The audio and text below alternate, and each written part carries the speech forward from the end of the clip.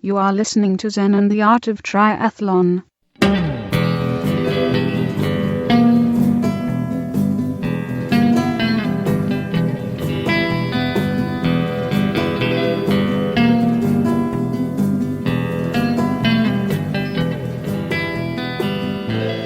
Well, hey there, all you triathlon freaks and geeks, and welcome to another great episode of Zen and the Art of Triathlon, the podcast where we find out more about ourselves as we get thrown against the anvil, which is triathlon, one of the world's most difficult and complicated sports, and try to keep our sanity along the way. And we learn a lot of Zen while we're doing it. So let's go ahead and talk about what's on this podcast. We have a little bit about latex tubes, whether or not you should use them. There's a lot of upsides and downsides to them, and I go over that. Also, I go out and bike around with flat pedals, which is almost sacrilegious in high-performance cycling to even medium, almost low-performance cycling, to be riding around on flat pedals. But I did it with a power meter and heart rate strap, and I have workouts to compare it against, and it's going to blow your mind about how flat pedals were exactly as powerful, useful, good, whatever you want to say, as clipless pedals. It was really bizarre. I couldn't even believe it myself. We're going to cover that later in the show. I have a little interview, I think, with Kai, my 11-year-old son, talking about Amrita bars, but mostly about fueling and about how eating the right stuff can give you a 180-degree performance boost during the middle of one of your longer bike rides or workouts or whatever you're doing out there. It's really cool. But before we get into all that, we should go ahead and cover the triathlon news. We got a lot going on, so here we go. All right, something that just happened today is a guy got hit by a deer doing the Dublin Triathlon. There's a photo of it. There was a race photographer that happened to be out there and caught it.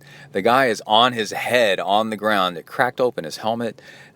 He got hurt, not terribly bad. He managed to finish the race, 2 hours and 25 minutes after being hit by a deer with a full antler rack. The thing is pretty impressive looking, and it had a buddy with him, of course, the deer did.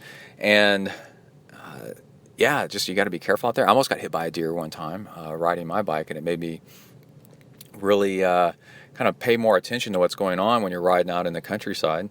You can hit things or get hit by stuff. And along that note, Andrew Starkowicz got hit by a van.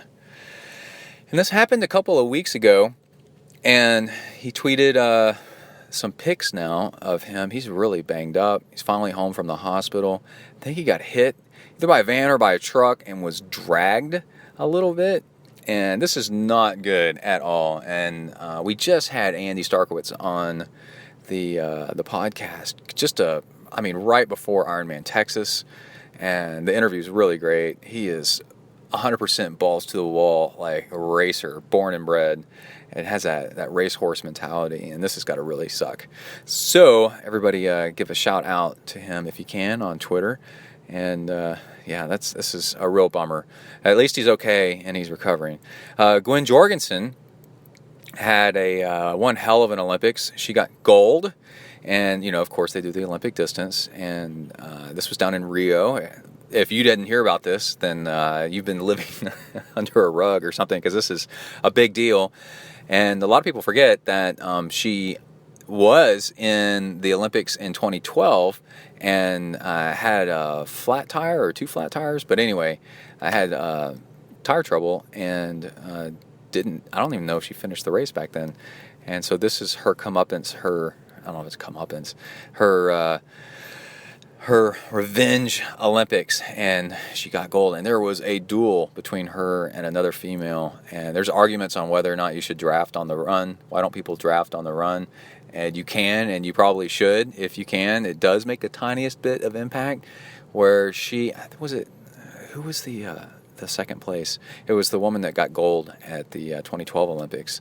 They slowed down to kind of like a run walk because neither one of them wanted to be in front on the run because they were running into a strong headwind at one point, and they were trying to get the other person to go in front to take the work, because it is more work being in front on the run, especially if you're Definitely if you're running into a headwind. If there's no wind, it's kind of negotiable. But yeah. So let's see. We can move on to Stride. STRYD has a new power meter for running.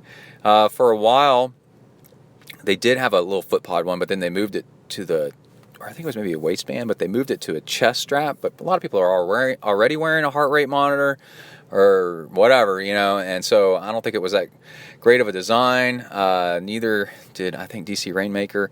And Stride has a Model 2.0, and it is a foot pod, and people predict that this is going to be a really good successor to the other one. It's going to be really popular, and there are some watches out there that pick up a foot pod for power.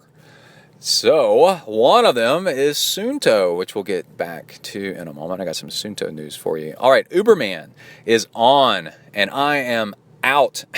I am not doing Uberman.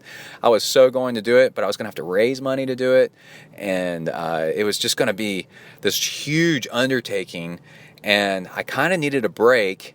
And also, my feet are injured, so I was kind of like, I definitely need a break to let my feet heal, and so I am out. But Uberman is on. Uberman is swimming the Catalina Channel, which is a 22-mile open ocean swim with great white sharks from Catalina to pretty much like Long Beach or LA, I think. And then from there, you bike to Death Valley, which is a 400-something mile bike ride. And then now that you're at Badwater, the bottom of Death Valley, you run to the top of Mount Whitney, which is the Badwater run course, which is one of the world's hardest ultramarathons. Probably might be the hardest. And it's a 135-mile run up to Mount Whitney, which is, I believe, the tallest. It's to not the summit of Mount Whitney, but there's like a trail that starts kind of at the base of the summit of Mount Whitney. And the Mount Whitney is the tallest mountain in the contiguous United States. Denali is taller in Alaska. So from below sea level to one of the highest places on Earth on the run, over 135 miles. After doing all this other stuff, I was looking at it and I was like, man, if I had a really good run, a really good run overall, you're talking like 5 days, 6 days, I don't know. The thing is insane. It's called Uberman. The website's Uberman1, number 1, Uberman1.com, I think. And it starts on October 19th at 6 a.m. Pacific. They're going to hit the water. So you definitely want to stay tuned and watch this. I'll be tweeting about it. I'm a fan of it. I'm just not doing it this year because it's pretty crazy. I was honored just to be considered. And I might still do it next year if they do it again next year. So it's something to watch. Oh, I have a list of the people that are racing. I think it's 8 people that are in it. So Shangri-La Rendon from the USA. She's the Guinness World Record holder, fastest female quintuple Ironman. She's in this. Norbert Lüftnegger from Austria. Guinness World Record holder, quintuple Ironman, Maria Conciaccio from Dubai. She's the Guinness World Record holder for 7 marathons in 7 continents in 7 days. John Chung, USA, member world record holders, Deep Six 202-mile ocean swim relay. Giorgio Alessi, Italy. He's done Enduroman, which I believe that's the one where you bike and then quite a ways in the UK, and then you swim the English Channel, and then I think you run in the UK. It's kind of like a reverse triathlon. And then you swim the English Channel, and then you bike to Paris after finishing that. So, I got a little pop-up here I need to get rid of. Let's see, do I have somebody else? Tobias Friends lives in Singapore. He's done the Trans-Sahara Marathon and the Transatlantic Bike Race. Tim Davis, USA, 24-hour cycling championships. Wow. Oregon Double Anvil Triathlon. That sounds pretty scary. Scott Sambucci, USA. He's done the North Face Endurance Challenge and the Alcatraz Double Ocean Swim. So those are your racers. I can't believe I was even in that group. That's nuts. And yeah, that's crazy. If you want to know a little bit about me, you can look up. You can go to ZenTriathlon.com, and at the top there's a Who is Brett. You can look at that and see some of the crazy stuff I've done. I am not in this category, though. But you never know. Okay, let's see. Speaking of ultra stuff, I got a new Suunto, the Spartan Ultra, and I'm super stoked to have it. They sent it to me, Suunto did, and I am wearing it side by side, wrist per wrist, with the Garmin 920 XT and comparing them and having a lot of fun. So I'm posting pictures on Instagram. And ZenTriathlon on Instagram. They are very different watches. The Spartan Ultra is very, very cool and very pretty, and has a lot of cool features in it. And it's got a touch screen that you can push up and down, left and right. And the software right now on it is not fully blown out yet. There's still things that are coming in the next update that I'm excited about looking for, and all around it's really cool. And it's got like crazy battery life, and it should. And it's got an altimeter in it. It's just all around. It's super cool. So watch for that. Watch for Spartan Ultra news. And it's Bluetooth. So I got to figure out something to do with my Bluetooth power. My power meter on my bike is ANT only. So I got to figure out a Bluetooth solution to this thing. It'll be interesting. In the news, a mountain bike pedal caused a forest fire in California. So if you got metal mountain bike pedals and you take a corner and you clip a rock, you can actually throw a spark. It's happened, and they think that's the reason behind a forest fire in California. It's pretty crazy. Vibram, who makes the that shoe, kind of sock shoe called the Five Fingers. Well, they have a totally new shoe which wraps around your foot like a sock. It's like a wrap. It's like a burrito for your toes. It's pretty cool. So go check that out. And I was quoted in the San Diego Tribune. This is nuts. For a tweet I made at an NFL journalist, for driving down a bike lane. And I just read the article about, there's a whole lot of stuff about Starkey getting hit on his bike, and then and Starkey's got pictures of him. He is torn up looking, and then I see this news story where this NFL journalist was late to a Chargers game, and he and somebody driving with him got in the bike lane, and he tweeted a picture of it. Kind of like, hey, look how crazy we are trying to get to this football game, implied. I got to be careful with what I say. And boy, the internet lit up.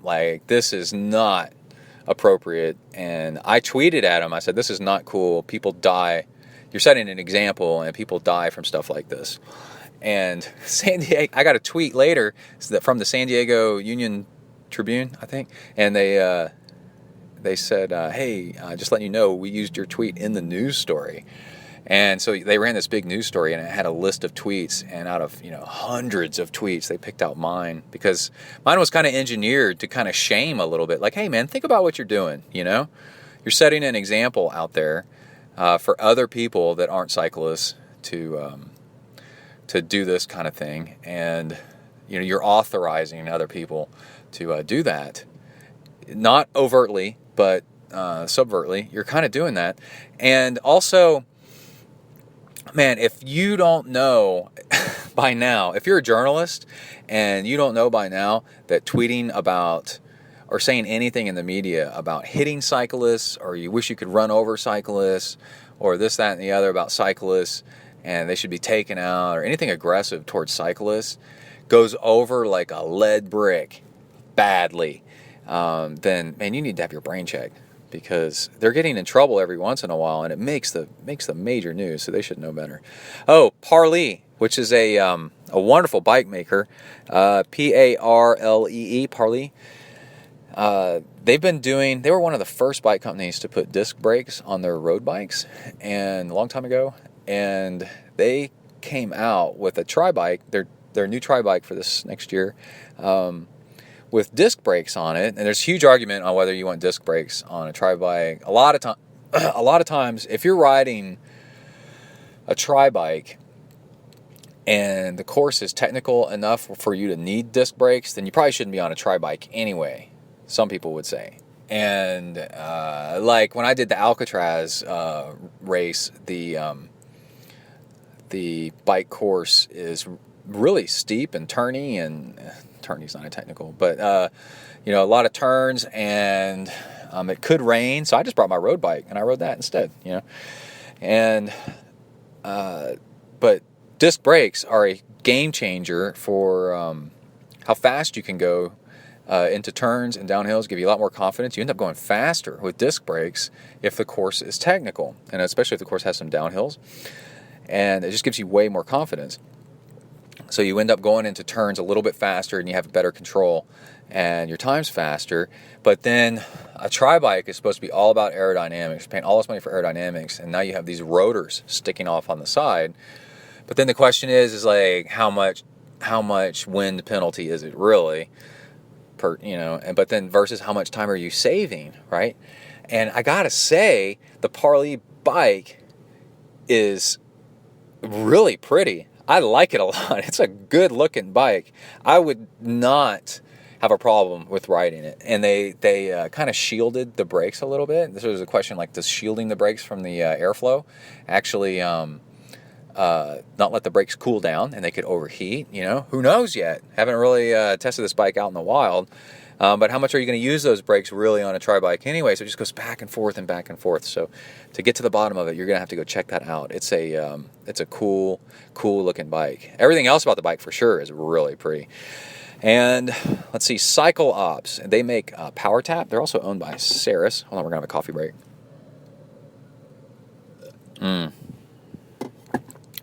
Keurig. Cycle Ops. They make Power Tap. Well, Power Tap, I've had a Power Tap on my bike since 2007. The same Power Tap. I've sent it back, had parts upgraded internally, had some bearings replaced, and Cycle Ops is just like this awesome company that just makes like a really high quality power meter for not too much money. And it's in the hub. Well, recently, they came out with ones in the pedals, and also I think in the Spider, the crank, and maybe somewhere else, but on the bike. But doing it in the pedals is really hard to do. But one of the things that Cycle Ops is great about is they're very zen about minimalist complications. Like you just spin the wheel and it self-calibrates, right? There's all this stuff where you have to fiddle with power meters, and they don't work, or they do work and they don't work, or they're off, and they're difficult to manage, or you gotta work with this and work with that, and they're complicated. And Cycle Ops is a really good development in making sure that their stuff is as simple as possible, and that makes it so you just ride and you almost forget about it. It's really cool. But Cycle Ops came out with a new smart trainer, and that means that you can hook it up to a computer wirelessly, I think, and it'll do the computer program like Zwift, for example, can control the resistance. That's really cool, right? So if you're going uphill on the Zwift video game, then it makes ups the resistance if you want. Or you could set it to, I want 200 watts of resistance, period. No matter what gear I'm in, I want 200 watts of resistance, right? And they came out with a new smart trainer, $600, and it's got a Power Tap power meter inside of it. Wireless smart trainer that can do that. I mean, that is really, really cool. It's a really competitive price. I've got it on my radar as maybe a power meter that I might get, because I can do the Bluetooth stuff. And I ride the trainer a ton. I ride a Cycle Ops, just a Fluid 2, which is like a classic trainer, and it works great. I love the thing. And it's a dumb trainer, is what you call it. And let's see, I forgot to mention with Gwen Jorgensen, in the Olympics, a few days before the women's race was the men's race. The Brownlee brothers got gold and silver. So Alistair got gold, and I think he's a repeat. I think he got gold last time, and Jonathan got silver. There's a little bit of discussion on slow twitch, like should he have slowed down and let his brother gotten gold? I think his brother would have been pissed. And Alistar's the older brother, and I remember saying something like, dude, older brother's job is to just beat the crap out of the little brother, and the little brother's tougher for it. And little brothers hate it when they're really little, but as they get older, they really appreciate it. So that's interesting. So older and younger brother, gold and silver, and Great Britain. And man, something stood out to me. We were watching the track part of the Olympics. It was like a 100. No, it wasn't a 100. It was probably a 200 or a 400 or whatever they were racing. And a guy false started, and he's out of the Olympics. And I was like, or out of that race at least, probably out of a lot of stuff. And I thought, you get a one false start and you're automatically disqualified, you DQ'd. That's crazy. In swimming, you would take you get at least one false start, maybe two, and then you're out. So I think that's a crazy rule that needs to go. The guy worked his ass off, getting all the way to the Olympics, and he jumps the gun, and they could take 2 seconds and, restart everything and then go, and, no harm, no foul. But this guy's whole life building up to going to the Olympics, and he, especially with nerves and stuff like that, he did a false start, and he's completely out of the Olympics. I think that's so wrong. Let me know what you think. ZenTri on Twitter. Do you agree with me, or is that something that's been going on in track since day one, or should they get rid of it? Quintana Roo has a new bike. It's called a PR3, so they have a PR6, I think a PR5, and they're really high-end race bikes. Their claim to fame is you can work on the whole bike with just like a couple of Allen wrenches, which is pretty nice. And let's see, looks like around $2,500. 2,600 with some race wheels. Did I write that down right, or is it 3,600 with some race wheels? But anyway, if you like Quintana Roo, it's got the storage box on the back. My new Trek has the storage box on the back, and I love it. It is so cool. And the Quintana Roos have that, and Quintana Roos have a little red blinky light built into the back of the storage box, so you've always got your blinky light right there. Now, charging it is a whole nother thing. I don't know where the blink is coming from, but like battery wise. But yeah, so check that out. A new bike from Quintana Roo. Kona's coming up, and you're going to see a huge deluge of bikes, all different kinds of models coming out, and power meters and watches and all kinds of neat stuff. So stay tuned for all kinds of cool things like that. So that is all the news. We got a couple emails to read. Hold on a second. Let me dig it up. All right, got it. This one is from Jason Nelson, and he says, "Hey, Brett, love the podcast!" Exclamation point. People love for me to say the exclamation point. If you put an exclamation point in your email, I'm going to read it.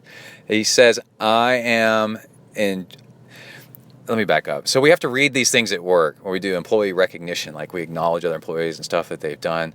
And you're reading it out loud so all the other employees can hear about some great job that somebody did. People send in emails and say, hey, we have these like once a month.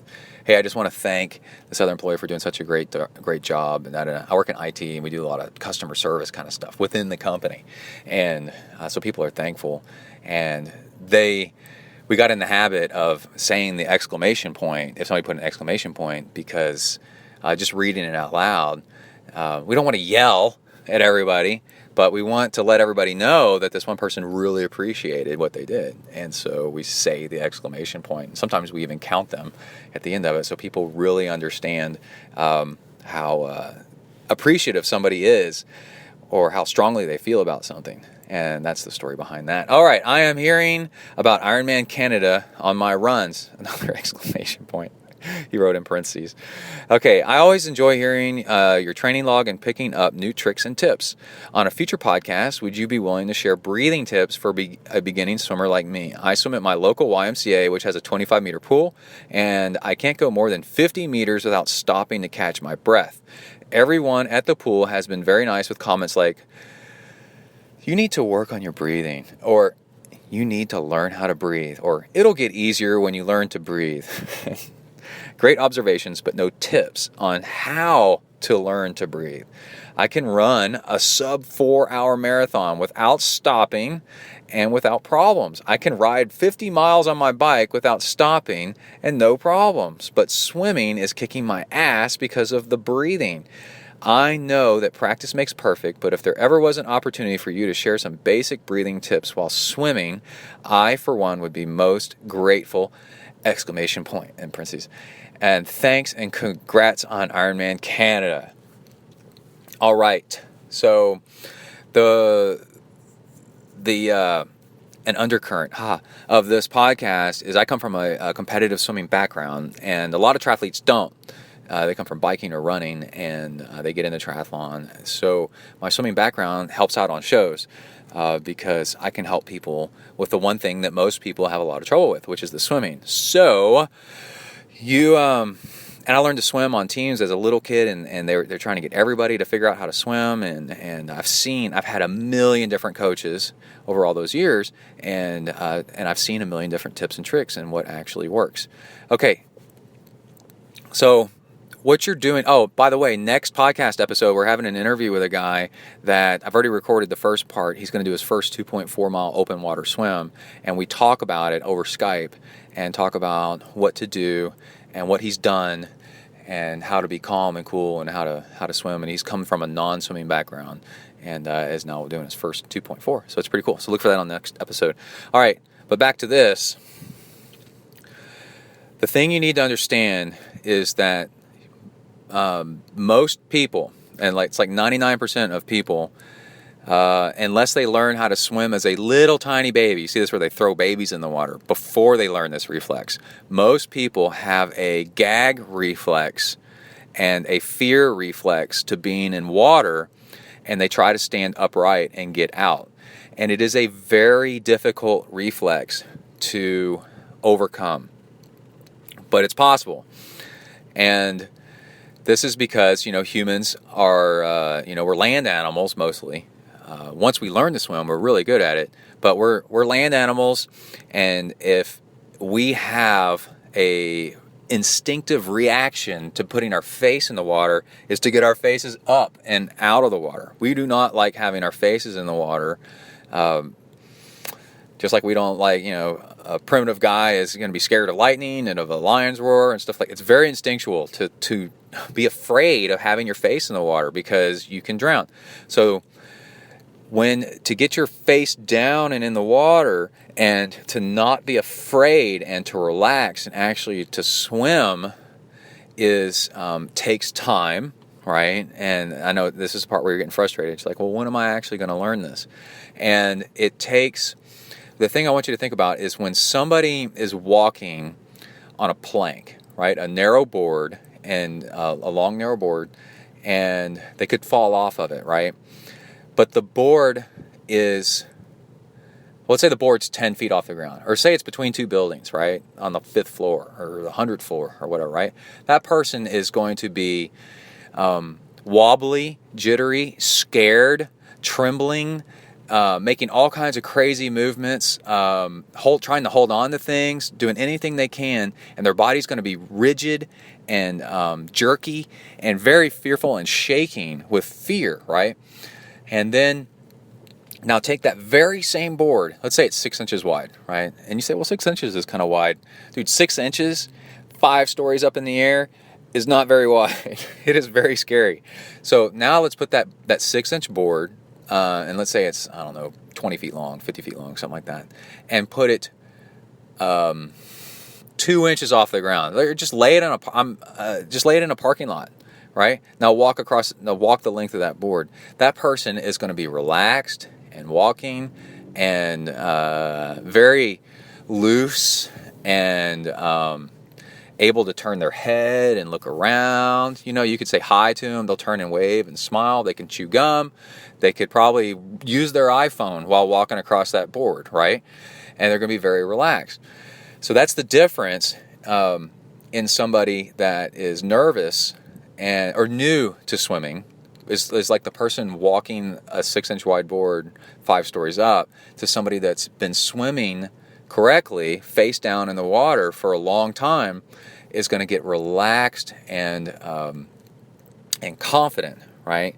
So how can you shortcut that confidence? And there's a great way to do it, and it's with a pull buoy. So pull buoy is the foam thing you can put between your legs and up towards your crotch, and you hold it between your thighs, and it will float your legs up in the air. And you got to remember, when you're using this, do not kick. Try to not kick. Just keep your legs straight. And what this does is it lifts your body up and holds you, and it forces your head down. And the more you swim with that thing, the more relaxed, and it suspends you. And it's kind of like training wheels to get you in the right position. And the more you do it, the more you finally give in and you finally quit. And we talk about this in the next episode. You give up fighting it. You need to let go. It's a little bit of Zen here for you.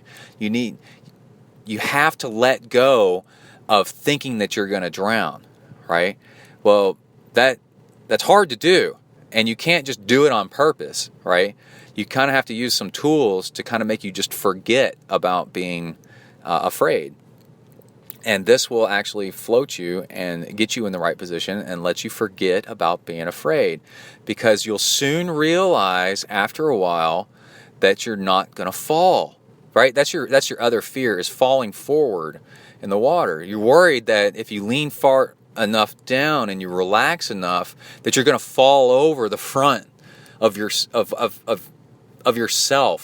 and while you're swimming, and then and you're somehow going to choke on water, right? Which is a very scary feeling, and that's why you're afraid. Well, the thing is when you're swimming, what are you going to fall off of? You can't fall off of anything. You can't fall over the front. But it is a balance thing of like how far forward you can lean and still be relaxed, right? And it just takes something to hold you from the back, so that you don't feel like you're going to fall over anymore. It's kind of like you're wearing a life jacket that's suspending you. It's like an angel that's kind of holding you and keeping you from falling over, like training wheels. It really is. It's pretty amazing. And then you got to remember, don't kick. And because I've seen people, my son was using a pull buoy the other day, and I noticed he was still kicking with his feet all over the place. No, you need to keep your lower body kind of straight. And then what it allows you to do is to get correct hand entry and kind of slide your arms in correctly and pull and kind of get your head down a little bit. So that's 75% of it right there is a pull buoy, right? Lots of time with a pull buoy will get you confident that you're not going to drown, and it'll allow you to relax while you swim and finally quit fighting it. You'll quit being nervous and twitchy, whatever, all that stuff. And now the other part of it is, I'm big when I tell people how to swim, what to feel for, some identifiers, some obvious things to connect to. And this is it for breathing freestyle. The final goal when you're breathing freestyle is to have, a lot of people they'll look up and forward, they'll look up and to the right or to the side. They'll clear their entire face out of the water. They do all kinds of crazy stuff. And the more you lift your head up and out, the more your chest starts plowing through the water and slows you down. So you want your head down. So what do you look for?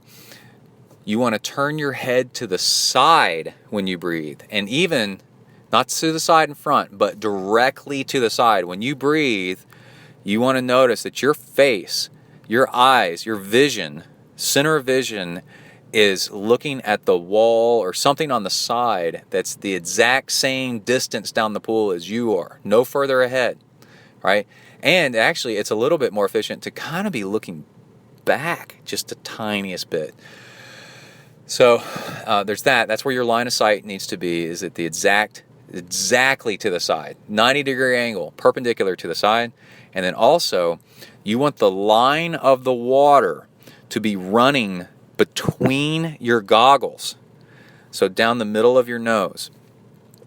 And A lot of people will say, so you've got one, if I'm breathing to the right, that means my left eye is underwater and my right eye is above water, right?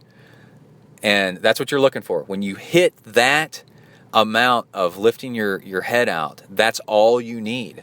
Fast swimmers, that's all they're doing is one eye out of the water. And you're like, well, how are you going to breathe? Because that means half my mouth is in the water, or most of my mouth is in the water, and it's going to fill with water. But there's a trick. When you push your hand through the water, you get a mound of water in front of your hand, right, and to the side of your hand. But then what happens after that? Behind your hand, a little bit to the side and behind your hand, it creates a trough. It creates a dip in the water. For water to go up, that means behind it, water has to be down, right? So if you look at a speedboat, behind the boat is a little dip as it's pushing water up in the front. So your mouth is actually in the dip of the trough behind your head. And your head pushes up a little bit of water, but then creates a little dip of water behind it, and that's where your mouth ends up going. Pretty cool, huh? So that's how you know, that's how you aim for the right stuff in swimming, and you keep practicing with the pool boy until you get to there. All right. Wow, that was a long explanation, but that's important. That's a really big, important thing. And let's see, we have another email by Becky Torres on the last episode I gave her advice on her bike, and she's got some feedback on that. Before I do that, we need to give a shout out to, let's see, we got Salt Stick and we have Living Fuel. Let's talk about Living Fuel for a second. Living Fuel is man, they're so stoked. They've been getting good responses from being on the podcast, and I use their protein powder, which is awesome. I had one serving of it yesterday and one serving of it yesterday. I added it to my coffee. That was pretty cool. And then their greens powder. It's like a meal replacement. This stuff is so rad. I had that just a couple of days ago when I knew I was going to go into a meeting, and I was like, oh, I need some energy that's going to last. And so I had some of that, and that was really cool. I just mixed it up. I keep these 2 containers at work, and then they also make this it's called cocoa chia. So it's chia seeds and coconut mixed together in a packet. You just cut the packet open and you just eat it. And it is so good. Its stuff is crazy good. And I brought 2 packets with me to work, and I ate one, and it was so good I wanted to share the other one with somebody else. And I've given one to her before, and I said, "Hey Marie, I got an extra one of these. Do you want it?" And I shook it in front of her, and she goes, "Ooh, yeah, I want it."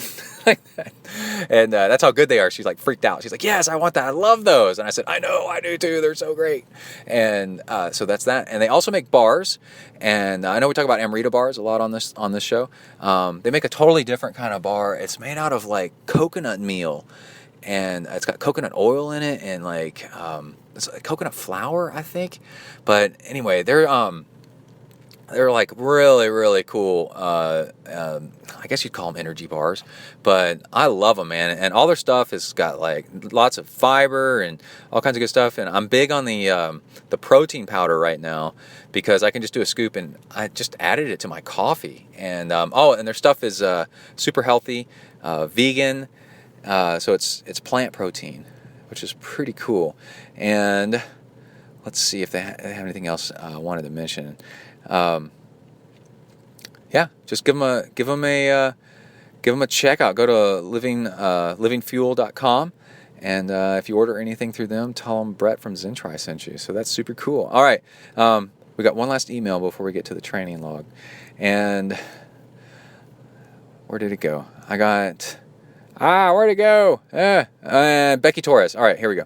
And she said, "I was out on a bike ride a few weeks ago listening to your podcast and was so excited to hear that you responded at length to my question in the episode where you discussed getting ready for Ironman Canada! ! Thanks so much for all the helpful advice. I pretty much took all of your advice And now I have, and I'm going to tell you before I tell you what she has. She sent in an email and said, hey, I got a new bike and I'm trying to deck it out with the right stuff. Like, where do I put, what kind of bento box? What about, where do I put all my bottles? And how do I carry stuff, right? And so the previous episode, I said how, after all these years of doing triathlon, I've got stuff that just works. I've tried all different kinds of things, and this is what I do. So, and she's got this cool bike. She's got a pink camouflage Quintana Roo, which is a classic bike that they make. They need to make that bike forever. I think it's so cool. And she said she took an X Lab as a brand, BTA, that's between the arms, bottle, and put that in the front. And the Minora, Minoura, bottle cage holder for that mounts to the seat and behind your bike. She's got those in the back, and those are working. And for storage for spare tire stuff, an X-Lab pod. So they make a regular size one and they make an extra tall one that's shaped like a water bottle, and you can put that in a water bottle cage. And then what I do is I put a silicone, like an old Livestrong kind of bracelet thing around that, and I jam it in the water bottle cage, and that holds it. Like, the thing's never coming out. It's really cool. And she says that holds my flat repair kit.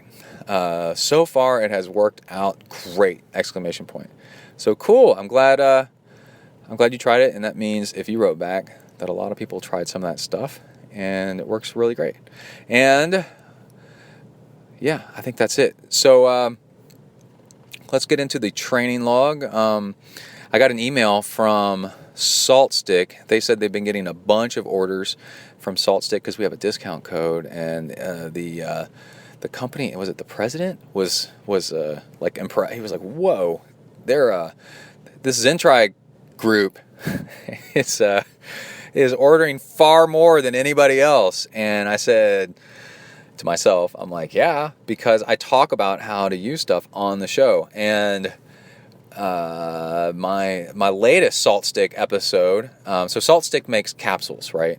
And some other stuff, but they make a lot of different stuff. But the main thing that I like that they make is Salt Stick capsules, and they have a delivery stick that you can twist and more of them pop out. So it's kind of convenient to carry. You can Velcro it to your bike and stuff like that.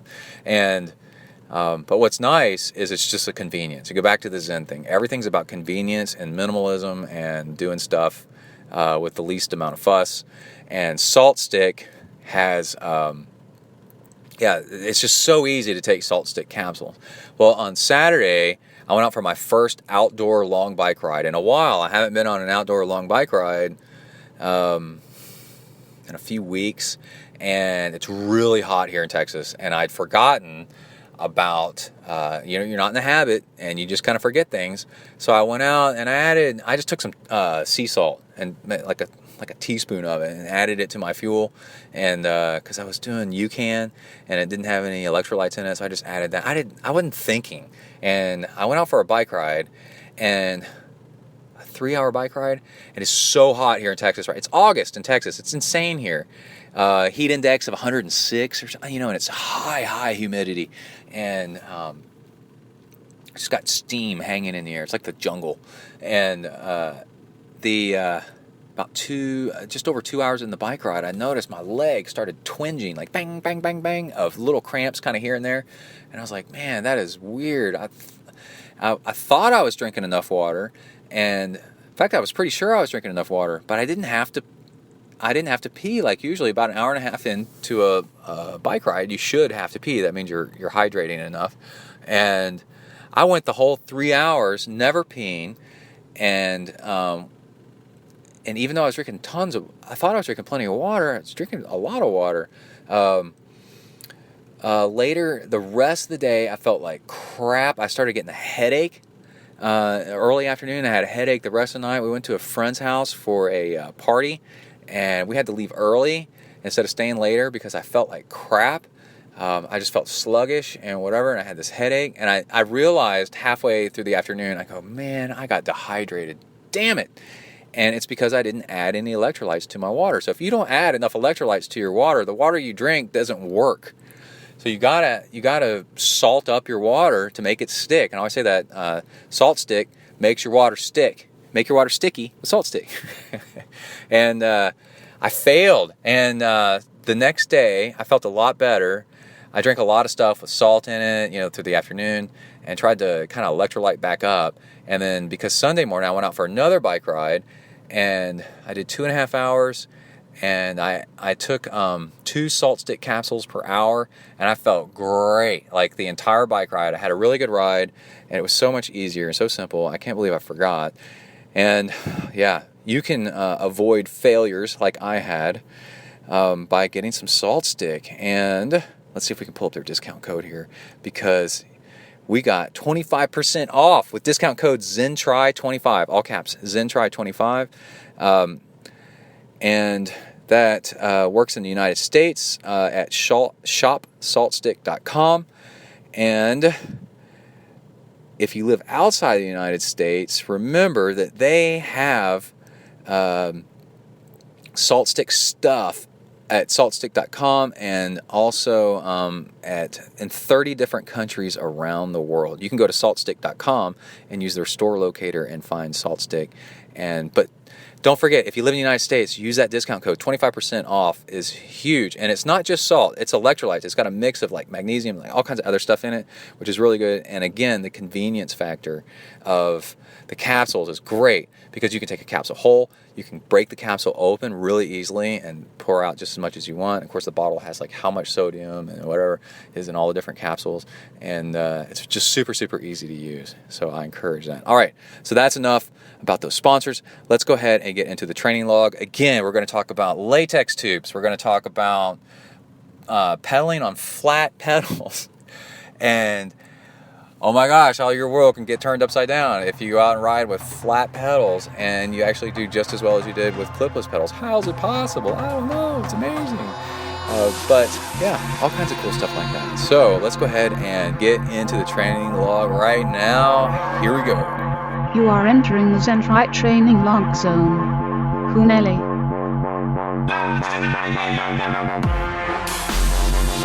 Hi everybody, my name's Brett. I'm a triathlete.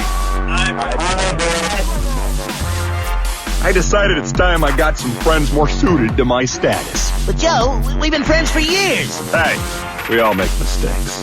Come on, dudes, let's go exercise! Exercise! Yeah! I'm gonna do sit-ups till I poop myself! All right, welcome to a new training log. Start date, August 18th.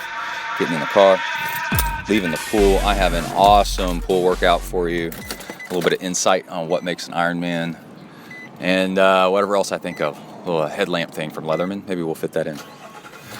Firing up the Nissan Xterra. I already put the swimsuit on the roof rack. Xterras come with a roof cargo box that's ventilated on the underside. I put my swimsuit in it after every practice, and then 2 days later, it's dry. And the towel as well. All right. Let's see.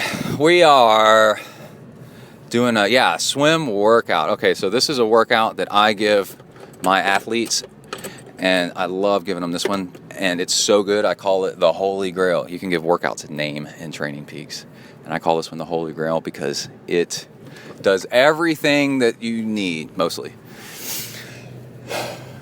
The big thing in triathlon is train what you need to train, so it kind of depends.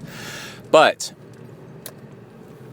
first thing you do when you get in the water, you start swimming with a pull buoy, because a pull buoy lifts your legs up and gets some glide in there. It allows you to glide. It gives you authority to glide because it's lifting your legs up. And if you start off swimming correctly like that, then it sets the tone. It sets it in your brain. This is how you swim. If you just start swimming regular freestyle, feet dragging all over the place, then you got to work up from there.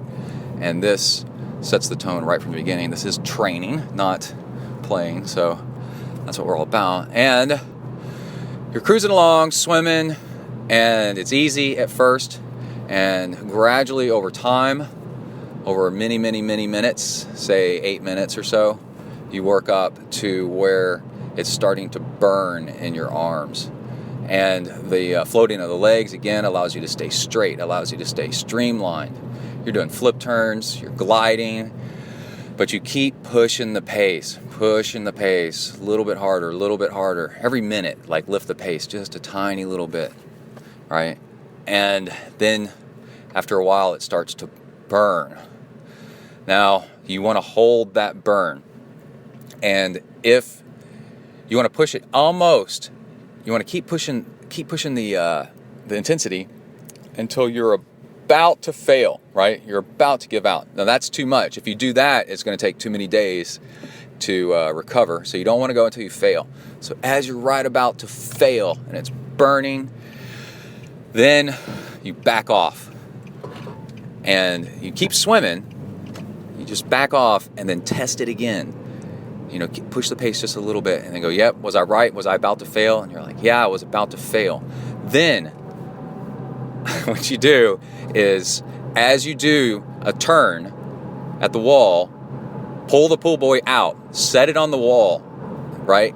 All in one motion. You don't want to stop and take a break. You want to do this all in one motion.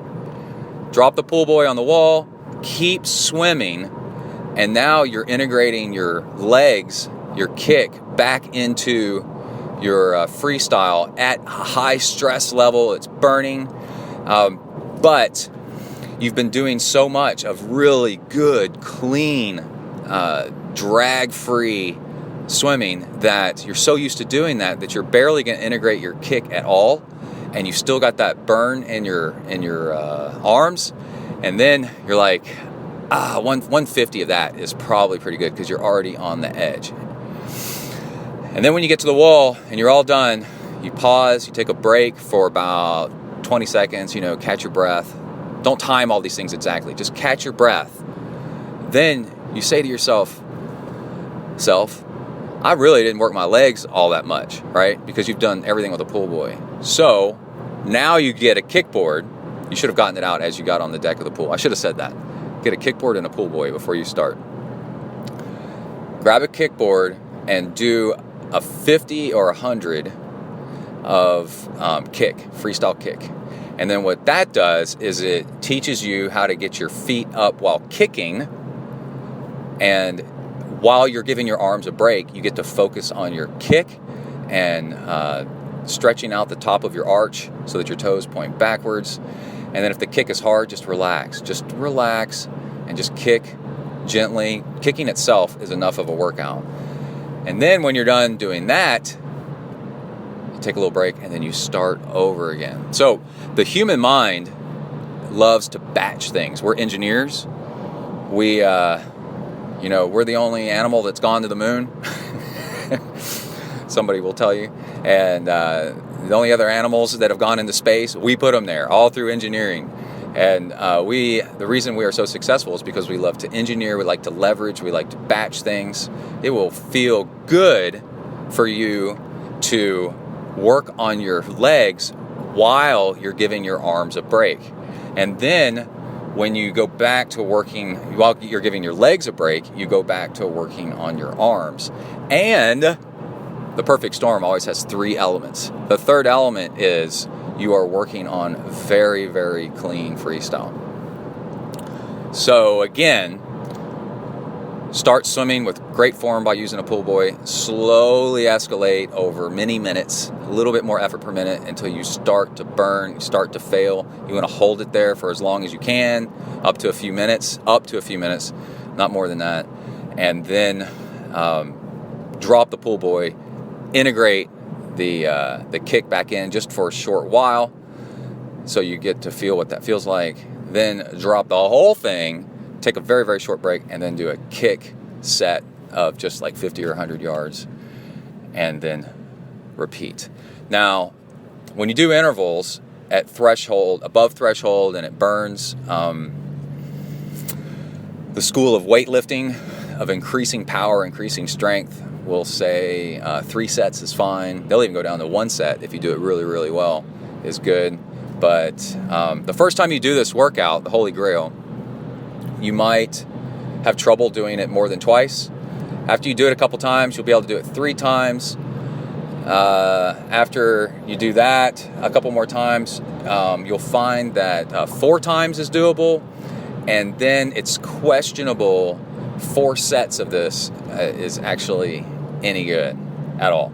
Oh, and then you cool down with a couple hundred yards of integrating everything back together and connecting everything and making it smooth. Every swim drill that you do, you should do the drill and then immediately go back to swimming freestyle or whatever your race stroke is for whatever you swim, and put what you learned by doing the drill. So you're doing like a long fingertip glide, a drag,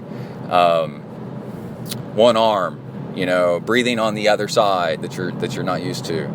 You wanna do that and then immediately go back and put it into your regular race stroke. So you're like, okay, now connect the dots and let's fold this in, is what I like to say. And you want to do it as fast as possible. That's why I said, you drop the pool boy right in the middle of doing a hard set and then finish out with full freestyle with the kick. Okay, so that's the Holy Grail. That's something I give my coaching clients. I am all booked up at the moment with coaching clients, and that is a really, really good thing. I love putting that in their schedule. One thing I do is I do workouts, and then I test out workouts and see how great they are. I find workouts, test them out, and then I put them in athlete schedules, which is pretty cool. Okay, now what makes an Ironman?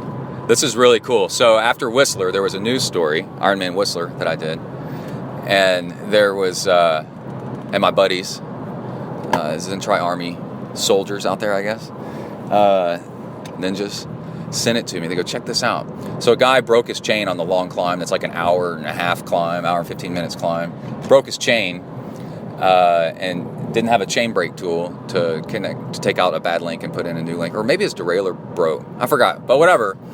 He was stuck. So 2 teenage kids that were cyclists, probably mountain bikers, I bet, hang out in the area watching, dove in, helped him out, fixed his bike. And but he only had one gear up that big climb, and I'm sure it wasn't a very fun gear. The climb is ridiculous. I ran out of gears, and I was running a 36, 28, 36 in the front, 28 in the rear, and I ran out of gears in a couple of sections of that thing. And so he finished the bike, and that just thrashes your legs to only have one gear. Especially if it's too big at times, it just burns up your legs. And he went on to continue the run. So all of a sudden, his Ironman story is he finished an Ironman. It wasn't like his overall time, because that's not the story anymore. Overall story is he finished an Ironman in spite of his bike breaking, and he had to ride with only one gear. And that's actually happened to me. I was out on a long training ride, and just an hour into it, my chain broke or something. My derailleur broke or something, so I had to put it in one gear. And I rode the rest of the ride in a little bit oversized gear, and at times, and my legs were so thrashed that evening and the next few days. So I can only imagine this guy's running a marathon after all that with legs that are pretty cooked. And he did it. He finished the race, and that became his story. And when somebody tweeted that at me, and I tweeted back, when I read it, that is real Ironman. Because real Ironman, the whole point of Ironman, after you initially succeed and you do one, right? You're like, I finished an Ironman, I can do it, right? You do one. But really, after that, because that's fine, just, that's fine as a goal. That's a great goal. But if you continue doing Ironmans, it eventually becomes, how do I do an Ironman in spite of everything working against me? And that's a condensed version of the world. How do you succeed when everything is conspiring against you? You got McDonald's trying to sell you Happy Meals. You got people putting bad food in your fridge. You've got meetings that you can't go work out. You're tired because you got a new baby and it's pooping all night and screaming and stuff like that. So how do you succeed when the world conspires against you? And in short events, like say a 50-yard freestyle swim or a 5K, you really don't get that experience because they're too short. You might have one thing go wrong, and if it does, then your whole race is kind of shot, right? But in Ironman, really the unspoken beauty of Ironman is that the whole point is that it is so long that that is guaranteed to have many unfortunate events. They should call it Unfortunate Man. There's going to be many, many unfortunate events that happen in the race, and it is a test of willpower. Ironman is a test of willpower that you keep going in spite of all the things that have gone wrong. You're starting to get a blister, and that's a really painful. I was about to say that's a weak one, but that's actually really painful. You're starting to get cramps. You drop your nutrition bottle. You're starting to get sunburned. You're getting dehydrated. Your heart rate's through the roof. You're bonking. Some people say that once you bonk, it's over. No, it ain't over. You just slow down for about 15, 20 minutes, take on some gel with a lot of water, and you'll feel your energy come back on. Now, how do you finish an Ironman if you bonked? I started getting bonky at the end of the bike ride at Whistler, and then I survived, And then you start the run, and a few miles in my case, my obstacle was my plantar fasciitis was murdering my feet, and my vision was narrowing down to tunnel vision because I was low on energy and I probably overfueled with the wrong stuff, right? So how do you run a marathon when you've just kind of, like when you're struggling, right? When you've thrown up from overfueling, you've wrecked on your bike, right? I've done that in a half Ironman. Wrecked really nasty on my bike, covered in blood, people going, ugh, but you paid for this. You're in it to finish. How do you keep running when you're injured? And so Ironman is it's what you do. It trains you to learn what do you do when things aren't going your way. Right? It's a forced environment. You've paid a ton of money. You've trained all year for this thing. Now things start going wrong, right? What do you do? How bad do you want it? And then in that environment, you learn to get over your fears. You learn how to ask people for help, to put yourself out there, to admit that you're failing. And then you get over that. And then the next thing you know, you're able to do that in your daily life. And that makes you a much better person. And that's the whole point of Ironman. For example, I'm showing up to work right now. The first thing I'm doing, we got a big project going on at work. It's a multi-day, may even take a couple weeks. Big project, pieces moving all over the place. I'm in charge of a part of it. First thing I'm doing, and I did this yesterday too, is I go into my boss's office and I ask him, how am I failing? What am I doing wrong so I can fix it, right? And I don't say it like that. I don't say, how am I failing? Because that's negative language. But that's the whole point. I go in and I say, hey, boss, just checking in. I'm doing this. Is there something I should be doing differently? And he'll say, yeah. Yesterday, I asked him that, and he said, oh, we had this meeting. Did you hear that there's all this stuff going wrong? And I said, no, I had no idea. And he said, yeah, you better get on it. And it was because I went and found him and asked. Okay, that's how Ironman makes you a better person. And the real point of Ironman, and real Ironman right there, is what I tweeted when I saw that news story. Let's see, I also have, I said I would mention, I got a box from Leatherman. Leatherman is, I think, partners with Sunto. They're owned by the same parent company maybe now. And I love Leatherman. When Leatherman came out with the Micra years ago, I went and got one immediately and put it on my keychain. I've gone through like 2 of them over the years. Only 2 because they're freaking hardcore. And they're really, really handy. And they kind of set off the whole revolution of pliers built into knives. But that's not what I'm looking at. What I'm looking at is the Neo headlamp. They sent me a box with several. There are different colors: blue, green, orange, and pink. Emily immediately wanted the pink. The cool thing is, as soon as I opened the box, I knew it was Bill Porter from Sunto. said, I'm going to send you some headlamps for you to check out. So I knew they were headlamps, but when I opened the box, I was like, oh, damn, dude, I love these, because I bought this exact same headlamp a few years ago when I was training for the Rocky Raccoon Ultra Marathon and I was out running at night in the winter, and you can hear me fiddling through the box. And I already picked one of these out a couple years ago, out of the selection because I like it, and I lost it. Actually, I don't know where it is, and it's cool that when I opened it, I was like, oh man, I already know I love these. So they're called the Neo headlamp, Neo, and I opened them up last night, and then I put one by my bedside on my table, my lamp table next to my bed, because you get up in the middle of the night, you can't see, you're looking for what's going on. For whatever reason, you're getting up in the morning. You can hold the headlamp in your head, in your hand. You don't have to wear it on your head, and you use it as a flashlight if you want in your hand. But then you start needing your hands, and you don't want to turn on all the lights to wake up your spouse or your kids. Then you just throw it on your head, and now you're hands free, walking around the house, getting everything together. And if you went for a run or on the bike, what's super cool, the Neo headlamp has a blinky light on the back.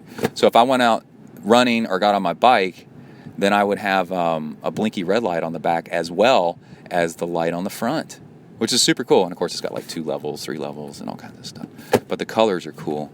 I'm gonna show the 2 I got, the green and the orange, and let a coworker who runs a lot and runs sometime at night see if she wants to pick one of these colors and use it for a while. Then maybe we'll interview her on how she likes it. All right, I got to go into W to the ERK.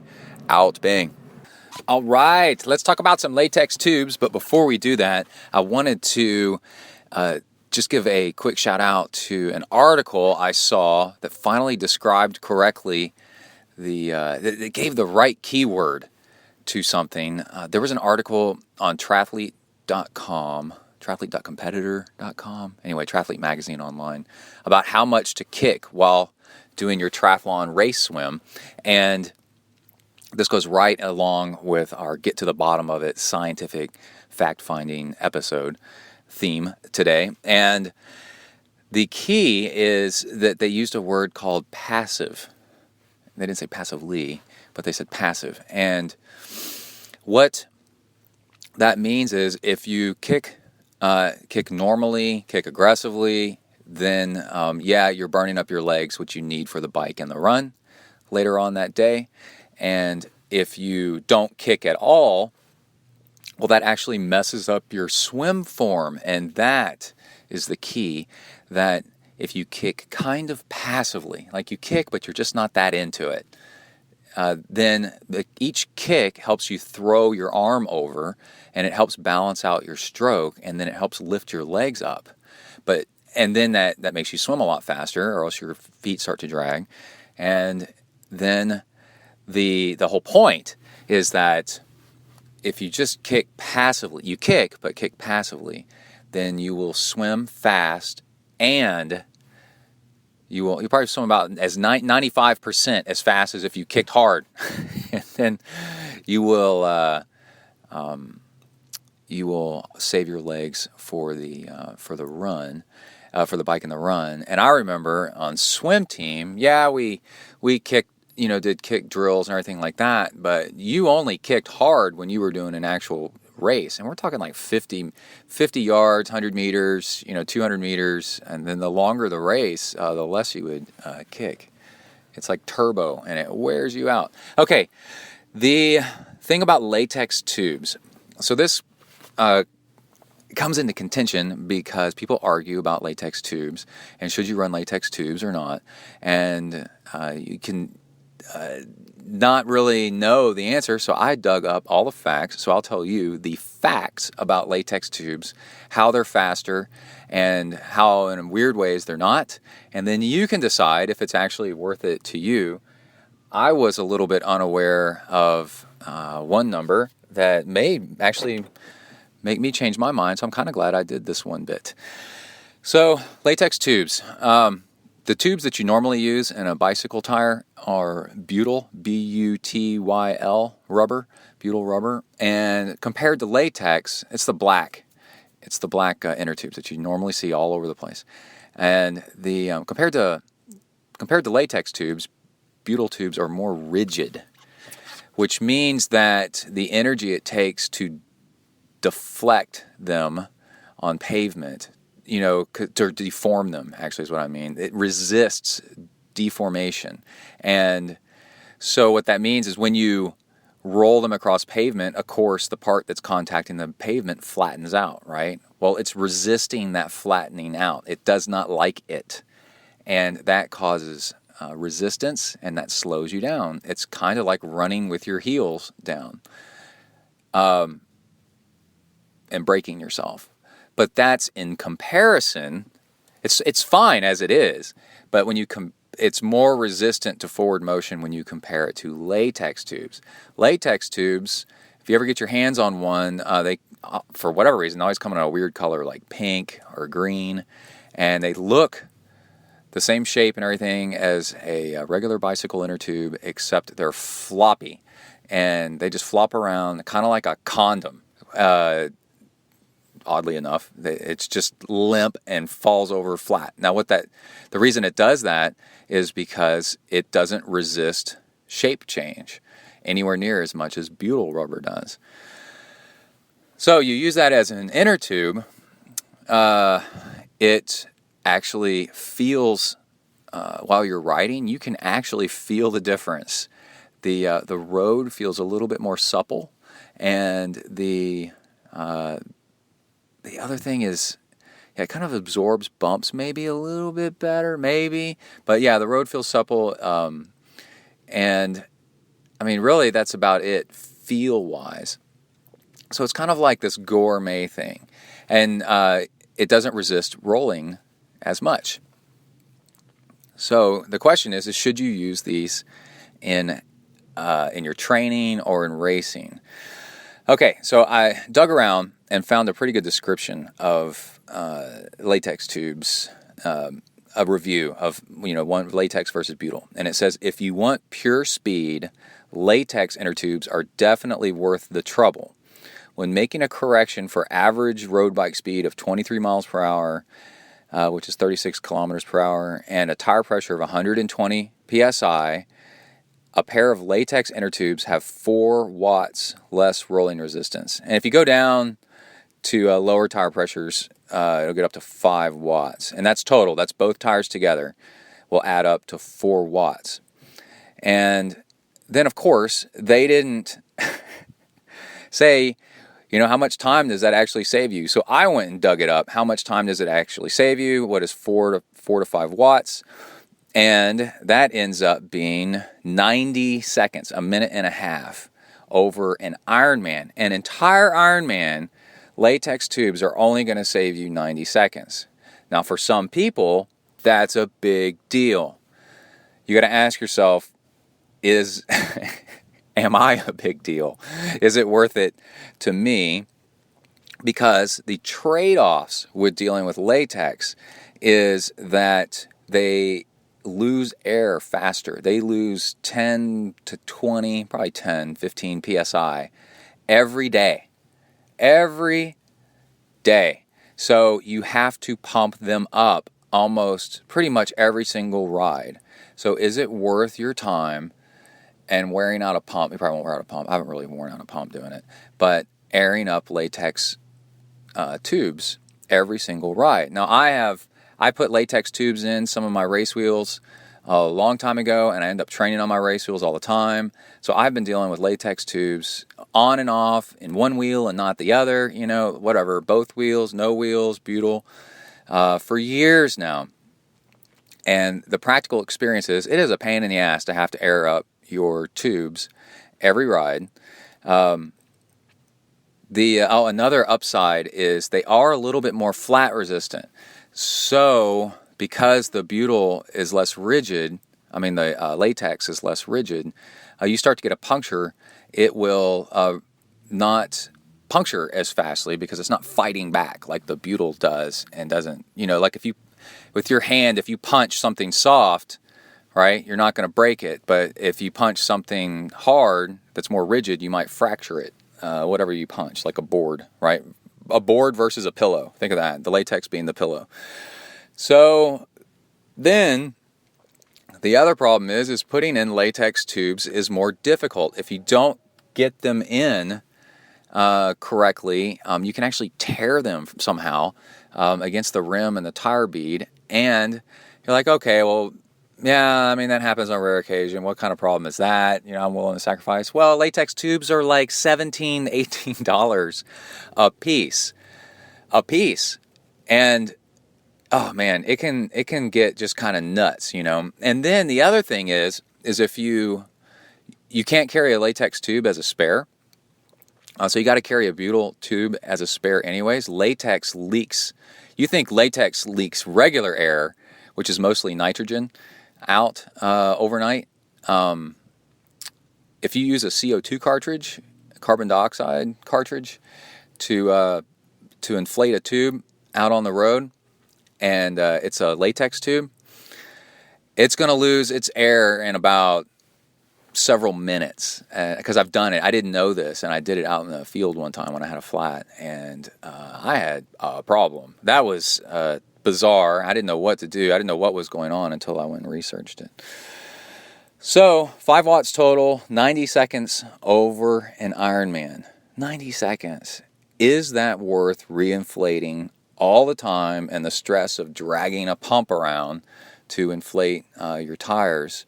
I actually thought it was several minutes, like 5 minutes over the course of a ride. And now that I find out that it's only 90 seconds, you know what? I might be kind of like, stay away from that. And then the other thing is you could say, well, we could do it, just in my race wheels, just on race day. Well, if you don't practice with what you race on, you get out of practice, and then you forget things like, how to put them in and take them out under pressure on the race. And maybe it's just better to stick with something that works great instead of something that works amazingly great, right? And then they make thinner ultralight butyl tubes as well. I don't know how much those. I know they're kind of like halfway in between as far as savings of speed and resistance. So that's it. All right. I got to hop on out of here and skadoosh. So I hope you learned something there, and we all learned something. I learned something just digging it up. All right, let's move on. All right, let's go ahead and read off some names of show supporters, donors, and users of the Hornet Juice, which I'll get into just a minute. Hornet Juice is an amino acid powder. It's like a protein powder you add to your fuel for massive amounts of fuel, but we'll cover that in a minute. Let's see, Justice Phillips sent in a donation. Oh, by the way, if you find the show beneficial to your life and you want to support ZenTri, then it's really easy. You can go to zentriathlon.com. You can find a huge list of all the old episodes and interviews, and you can find a list of sponsors that we've got on there, and then you can donate to the show on the left-hand side, which is really cool. And you can also get some Hornet Juice on the right-hand side. If you scroll down a little bit, I believe there's a logo for that, and it'll take you right to the Hornet Juice page. And either way, you do either one of those, you've got my email address, and you can send me an email question, which we'll get to in a second. So Justice Phillips sent in a donation. Thanks, man. I coached him for a while, trying to do a 100-mile trail run race. That was crazy. And Lonnie has a question for us. She sent in. It says, "Hey, Brett, ! Thanks for the great podcast. I enjoyed your recent episode about data." Yeah, I went into detail about all the data that you can use. You can train by numbers, which is really cool. In particular, with using the Garmin watches. I just cashed in my Amazon points for a 735 XT. It's complicated. What do we do with all the numbers? Thanks in advance. Keep up the great work. Okay, well, first off, go look for a review of it online. Video reviews, always videos. YouTube, DC Rainmaker does great reviews. Usually he does a run through of how a device works, so you kind of get an idea of that. And also, okay, so it's going to generate a ton of numbers, and if you hook it up to Training Peaks, it will dump all those numbers in there. So you kind of want to look at the numbers, right? So here's just a few things. Cadence. If you look at your cadence going out for a jog, and then you look at your cadence going out and racing a 5K, your cadence for a 5K is really, really high. Or a bike race, right? Your cadence is really high. A swim race, your cadence is really high. And if you just look at your workouts, they're a lot lower a lot of the times. Well, why aren't you doing in your workouts what you do in the race, right? Shouldn't you be doing that so that you're familiar with it and you do it better? So you can use those numbers to do intervals at the faster cadences, and you wouldn't know those numbers unless you go look at them. Let's see, you can use all the metrics like time and distance to make sure you don't overdo it. Training Peaks has a feature that you can add to the end of your week with some summary data, and that will let you know how many miles you've ran, how many bike miles you've ridden, how many hours you put in, how many yards or meters you've swum, and you can make sure, you can use these numbers to make sure that you're not overdoing it from one week to the next. And of course, mileage is one thing, time is one thing, but how hard you did those miles is a whole other thing. So your watches, 735, combined with Garmin's website, and the mapping should give you elevation, I think, gain of what you went up, so you can make sure that you don't, and it'll show it on the watch too. It can show your elevation gain as you're working out, and you can make sure you don't increase your elevation gain too much too soon. Adam is a guy I'm coaching, a longtime athlete that I've been coaching off and on for years, and he started training again, and where he is just a ton of hills, and I could tell by the numbers, by the graphs in Training Peaks. It was like, whoa, holy cow, man, be careful out there, don't overdo it. And I could tell that from the numbers without ever being there. You might be able, I don't know, 735 probably didn't do temperature, but let's see, I'm trying to think of some other numbers. The thing is turn on all the numbers and start looking at them and get familiar with your numbers at different phases of how you feel, and use them to make sure that you're not doing too much or too little. And then on race day, show those numbers and stay within the numbers that you usually do. That's another one. And so you don't blow up or on a huge training day. And that will let you know if you're doing something longer. There's no miracles on race day, is a common saying. And those numbers will, if in training you're averaging a 9-minute mile on kind of your harder, faster runs, you're not going to average an 8.5-minute mile on your trail run race that's 30 miles. It's just not going to happen. So, but if you stay within the numbers and you know your numbers, then you'll do a whole lot better. And then it's okay to not use some numbers. There's this stuff, these running metrics that if you have the Garmin heart rate strap, and maybe some other brands have it, where it gets all kinds of extra metrics added in there. You pay extra for these higher end heart rate straps. Man, people kind of, they're just kind of like, well, that's interesting, but I don't really need to use it that much. So let's go back to Alan Lim, who taught me how to use a power meter, and he's one of the inventors of the modern power meter. And he said, ride with it for a few months. Look at the numbers. Learn yourself first before you start trying to use the numbers to, modify your body, because you need to know your body first. All right. Hope that answers your question, and let's move on. Andrea M.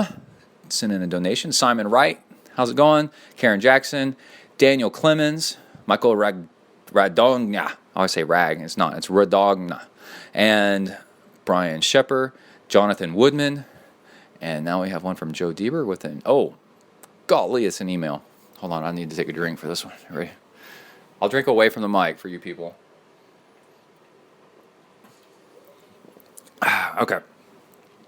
Congrats on the Ironman Canada finish. One of the things I love about, thank you. One of the things I love about triathlon is a chance to participate right alongside the pros. There isn't any other sport in which you can do that. That is correct. Ironman Canada, I took a dump. This is Brett speaking. Right before Andy Potts did, and Andy Potts ended up winning the race. So we were talking about at my house that we should make up T-shirts that say, "I beat Andy Potts in a race to the crapper," in fine print down at the bottom. Anyway, so yeah, I love it, man. I love it that you're in races with pros. I've been in the swim start with pros. I go, "You're James Bonney," and he looked at me and goes, "Yeah." I go, "Oh, I'm Brett." Okay, let's see. I was able to chase a few of the pro women on the bike. Oh, Ironman Arizona. Yeah, sorry, I went off on my tangent. In November, I was able to chase a few of the pro women on the bike for about 5 minutes at a time until my legs started screaming. Yeah, I've done that too. You think, oh, maybe I'll be able to keep up with them. No. Starkey also sped past me at one point, although he was such a blur that I felt like I was sitting still. This past July, I did Vineman 70.3. It is a point-to-point race, so other than seeing the pro start, I didn't get to compete against them for the remainder of the day. My wife and daughter were waiting at the finish when the pros started coming in. Knowing that he is my favorite pro, my wife approached Andy Potts to ask for a photo with my daughter almost immediately after his post-victory interview. He couldn't have been a nicer guy. I was participating in the race to raise money for the Scleroderma Foundation, an incurable autoimmune disease that my wife has. Oh, man, sorry about that. Yeah, my wife's type 1 diabetes is kind of a autoimmune. Your body attacks your pancreas. And I got vitiligo not too long ago, but I managed to fight it off, it looks like, by changing my diet some. Andy noticed that my wife had a shirt on with the Scleroderma Foundation logo and started chatting with her about the charity. He then offered, without my wife asking, to make a video of support for me. After I crossed the finish line a few hours later, it was the first thing my wife showed me. I attached the video in the email. Yeah, so this video is so cool. It's Andy Potts, just 10 seconds long, maybe 20, 30 seconds, saying, "Come on, Joe, you got this, man. Thanks for racing. Thanks for what you do. Congratulations on your day. I love you, man." You know, something like that. And it's bona fide Andy Potts doing it without being asked to do it. He just did it. It was really cool. Keep up the good work on the show, and good luck with the healing for plantar fasciitis. I know from experience that it can be frustrating, but you will overcome. That's right. Joe, a.k.a. not Bieber, Deber. And he said, P.S. Thanks for introducing me to Amrita bars. Discount code ZenTri. I use them as a pre-workout snack for either early morning swim sessions or early afternoon cycling. They provide a great tasting, quick calorie kick. Yeah, later in the show, we got a bunch about Amrita bars. I gave one to Kai when he felt like crap on a long bike ride, and it turned him around in just a few minutes. And then we had one of our best bike rides together as a father-son, and it was really cool. So thank you, Joe Deber. And Tyler Moyer sent in a donation. Spiros Fetsis from Illinois sent in a donation. Matthew Crayon, M. Webb. Oh, we're going to have a lot of donors because last episode we did so much Ironman Canada stuff that we didn't get to this part of the show. Brett Hoyer, James Von Hippel, El Senor Saugnier, Katie Joe, how you doing? James Godek, Brian Kemper, Todd Nelson with a question. This is in reply. He ordered Hornet Juice, and I wrote back, "Here's your Hornet Juice. It's on its way." And he said, "Thanks, man!" Exclamation point. With Ironman training, I go through about 8 packets per week. Do you mind answering a question? Question mark. Oh, there's an exclamation point after the 8 packs per week. I am racing Ironman Madison, Wisconsin, and my training is going pretty well. During the 3rd week prior to the race, I'll be working out of town for a week and working long hours each day. Ooh. That's like a peak training week. I do not feel I will have much time for workouts during that week. The exception of maybe short 30 to 60 minute workouts. What do you suggest? Do I do a front and back load week with large volume weekends? Yes, you definitely do that. So what he's asking is, dude, crush yourself before that week of doing work where you're out of town and working long hours. Crush yourself before that. Just blow yourself out. Don't get injured, but really wear yourself out. And you will need that week to recover from that. And the short workouts you do get in will be nice. And then, and by crush yourself, I'm trying to think, either long volume or big intensity. Maybe just as much volume as you can get in, and then the appropriate intensity for the amount of volume you can do. And then during that week, you won't care. And you'll have no guilt, and you'll be able to do your work stuff, no problem. You'll be glad you're at work.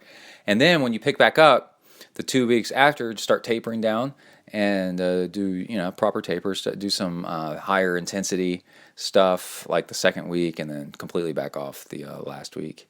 And that's really the most you can do. And also don't feel bad about it. That's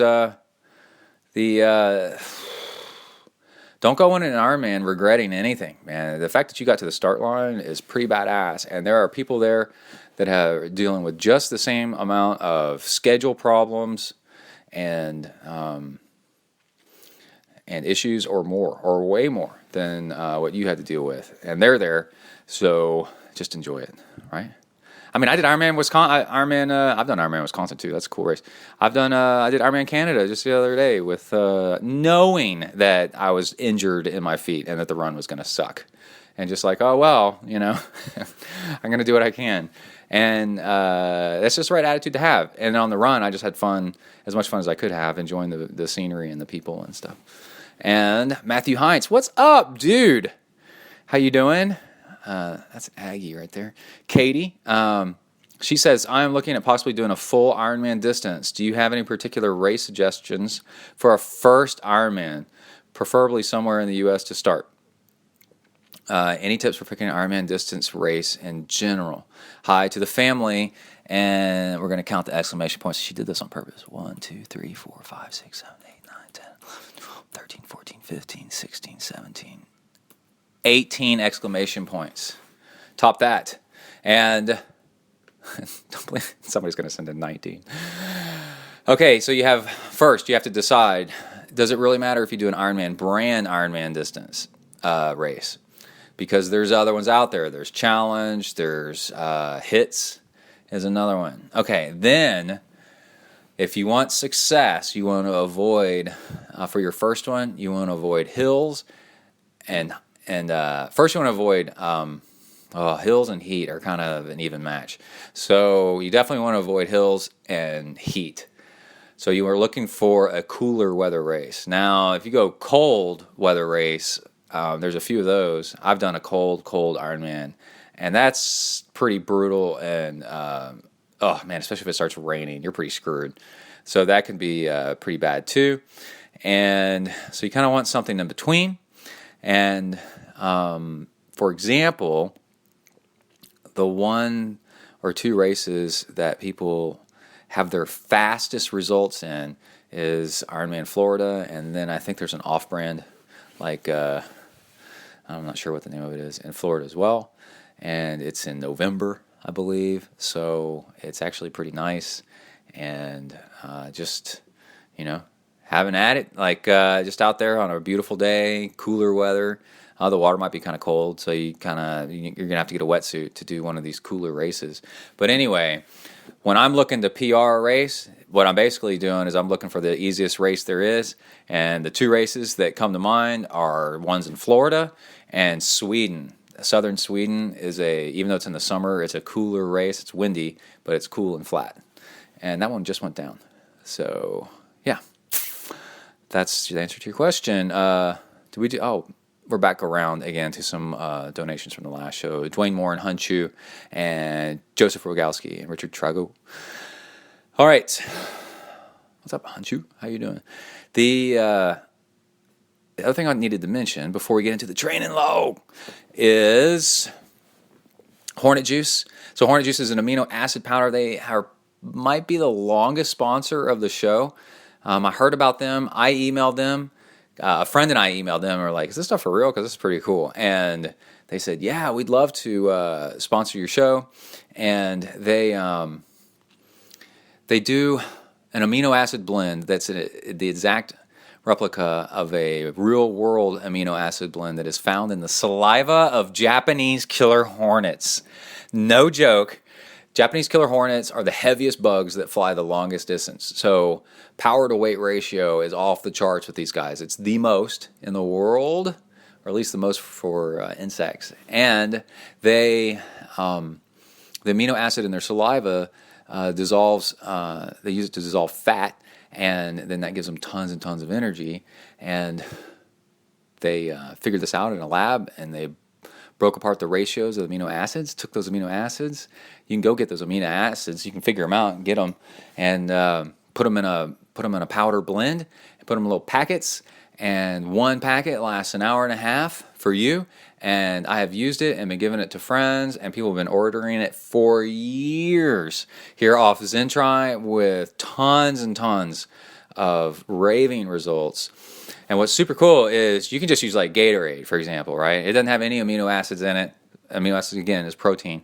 You just add a packet of Hornet Juice, and because if you add it to something that already has protein in it, well, then the ratios get off, right? It's not just the amino acids, it's the ratio of these certain amino acids to each other. So you don't want to take it with other protein stuff. So it's so simple. You can add it to Carbo Pro, maltodextrin, honey, like I said, Gatorade. And now you've got fuel with rocket burn in it. And it's not rocket though. It's weird. It feels like you're a diesel engine. It's crazy. You just have energy and energy and energy. And it's that huge, powerful burn from your body fat being turned on. I remember the first time I used it, Tri-Boomer said something to me. He goes, man, dude, you were just off the front all day cycling today. We're doing a huge group ride. And I was like, man, this is Hornet Juice stuff. It's crazy. Also, I need to give out a warning. Hornet Juice is not to be used in the bedroom. They don't say anything about using it in the bedroom. I don't necessarily discourage it, but I'm just telling you that's not what it is for. So if you buy it and you do it for that, I don't know what's going to happen, but you better be up on your damage deposit, because if two triathletes get it on and they're both taking Hornet Juice, I feel sorry for the landowner and what y'all might do to that room, because it's going to be going on for hours and hours and hours. It'll probably be crazy in there. Okay, I always have to mention that. People really enjoy that part.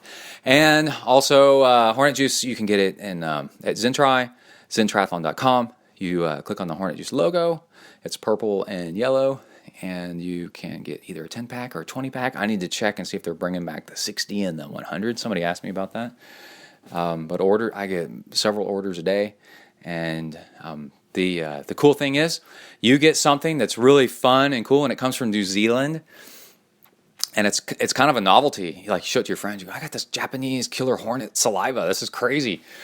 And then your friends will be impressed. And it works. It works really well.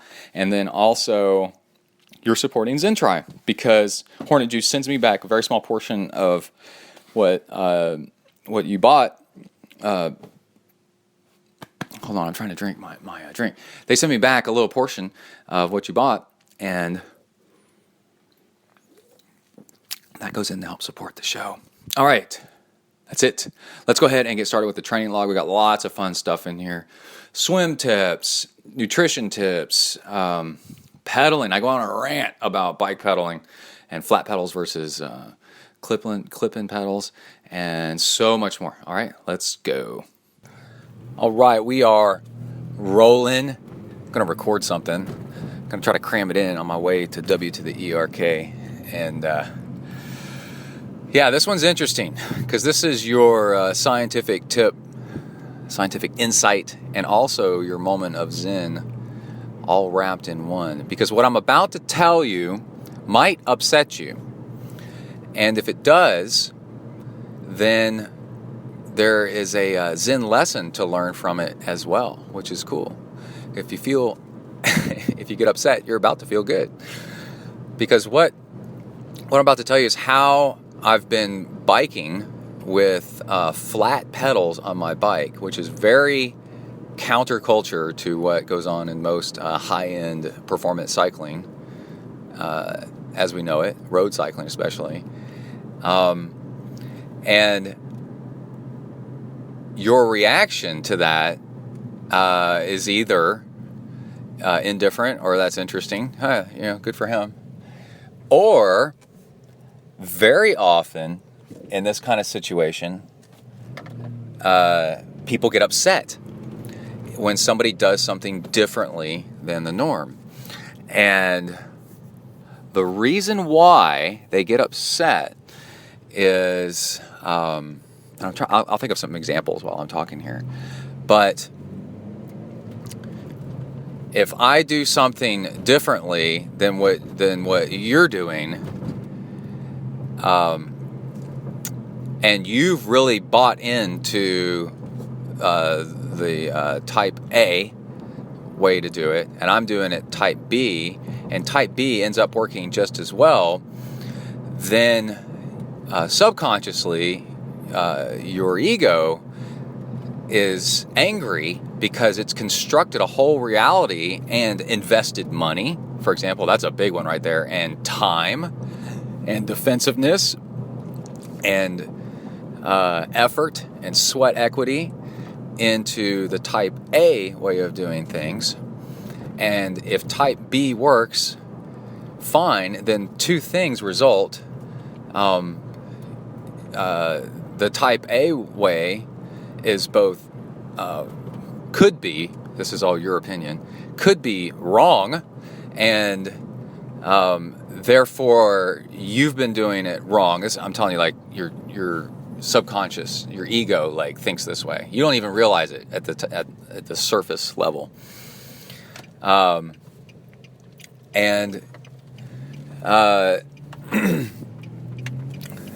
the other thing is, for you to be right, to change over, then you have to change. I just said the word twice. Change. It's different than what you've invested all this time and money in, and that's uncertainty. It's something you're not familiar with, and therefore it's dangerous. And that is upsetting, and that's why you see people get angry over something, like when somebody else is wearing a t-shirt that they don't like, or somebody else is pedaling with flat pedals when everybody else, and you have been riding with clipless pedals, and somebody else is wearing an aero helmet on a training ride, right? And you get angry, that person looks like a fool, you know? And it's like, but what somebody else is doing has nothing to do with you. It has no effect on you whatsoever. And the fact that it's making you upset means that you're taking something that somebody else is doing and has no impact on you a little bit too personally. So watch your emotions as I describe the situation to you, and know that little psychology trick of what's going on with people that get defensive and argue and say, I already had one person go, well, this is never gonna take off. And I'm like, I don't care if it takes off or not. I was just pointing out, hey, look at this. This is interesting. And anyway, so let's go on with the flat pedal experiment. So I've got plantar fasciitis in both feet, and my biking shoes are fantastic. I got some Bontrager Helos, which they're amazing. But mine are just the slightest bit uncomfortable. And for years and years and years, I've mountain biked off and on with flat pedals, clipless pedals, and a bike commute sometimes, and sometimes I go back and forth between flat pedals and clipless pedals. And I grew up riding BMX, flat pedals, of course, back in the day, back in the old army. And just goes on and on, right? So I'm no stranger to flat pedals. I've also, I should point out, for a few years, maybe a couple years, maybe a few years, I rode a fixed gear bike which you definitely need to pull up on. You have one gear and you can't stop pedaling, and you have to slow yourself down by pushing back on the pedals, by using your legs. It had a brake on it. I put a front brake on it. But I would do 50-mile training rides on a fixed gear, one gear, and boy, you better get really good at pulling up. When you go uphill, you need to pull up, right? So clipless pedals are really nice. I'm a big fan of clipless pedals. But also I'm a fan of flat pedals. I've learned to be indifferent and just try to pick the right ones for the right whatever. Well, anyway, with these my feet problems, I decided to sit down and throw on some flat pedals on my tri-bike, because my tri-bike just came back from the race with no pedals on it, right? Because it was being shipped. You take the pedals off. So I grabbed some flat pedals. Like, my feet hurt. I'm just going to pedal with flat pedals and kind of see how this goes. And I put them on the tri-bike. And this was also after, while I was tapering and bored out of my freaking mind, I started watching some videos, and I did not seek out this video. It just came up in the feed as, hey, check out this next video. GCN, Global Cycling Network, puts out some great videos about all kinds of cool bike stuff. And it's well done, very well done. British cycling, high-end, good stuff.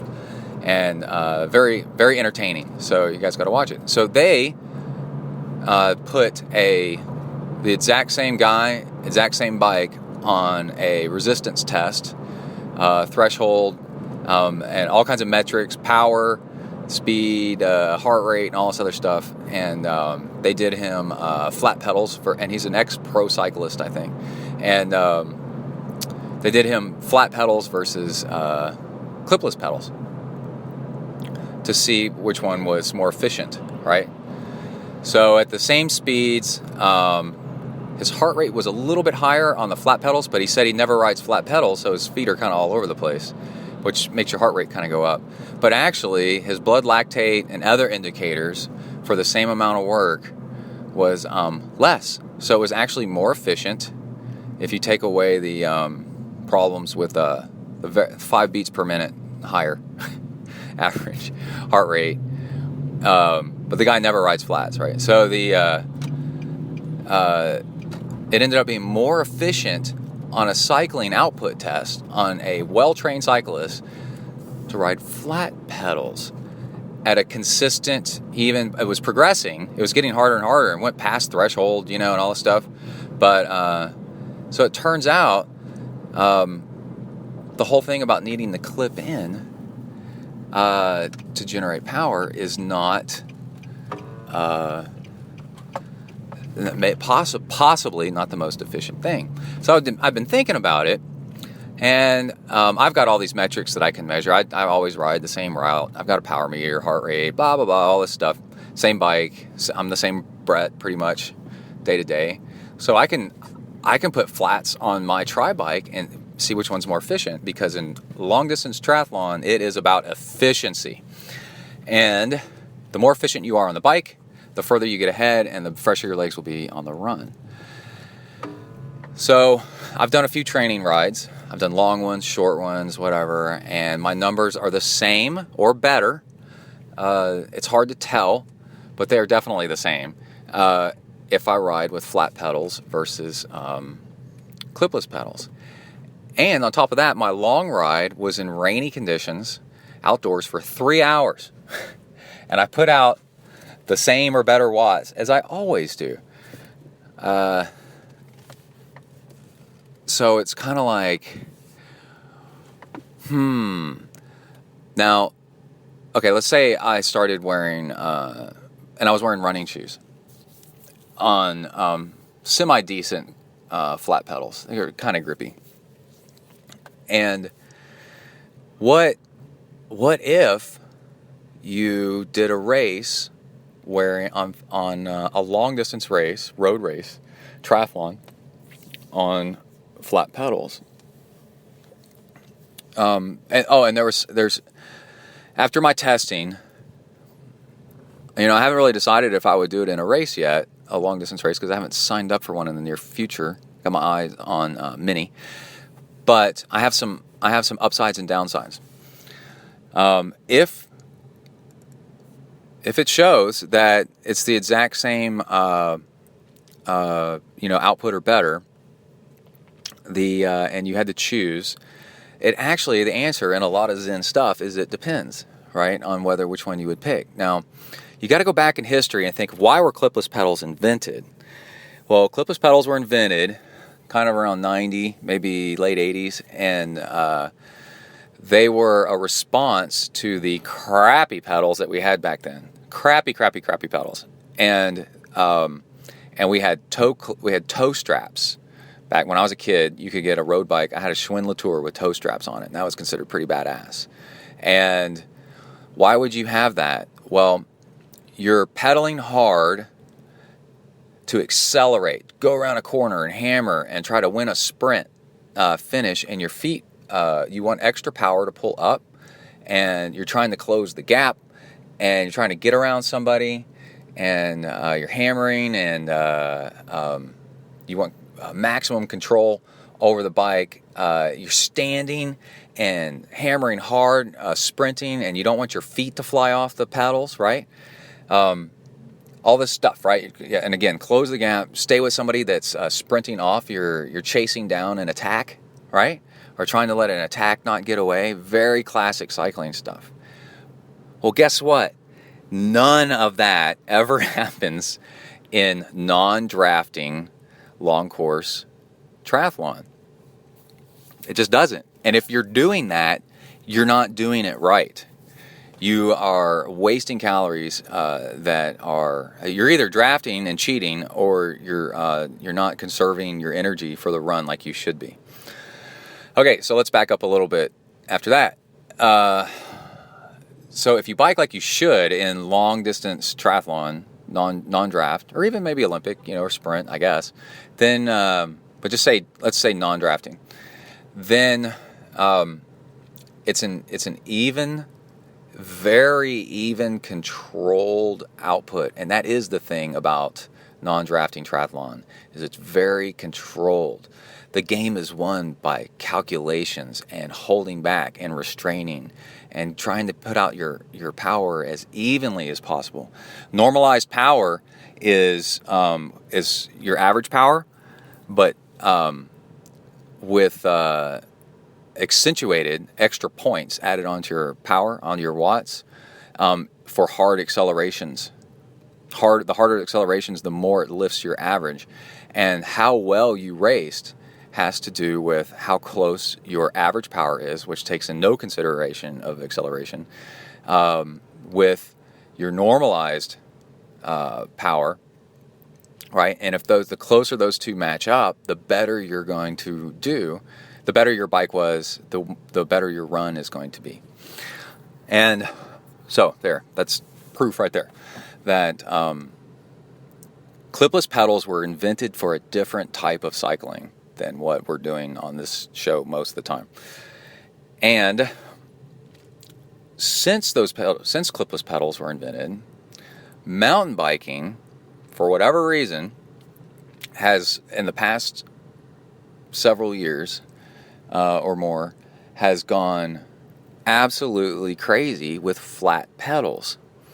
People are loving flat pedals in mountain biking now, and the flat pedals have evolved and have been pretty much perfected into far better pedals than they ever were before. It is difficult to lose traction on your flat pedals.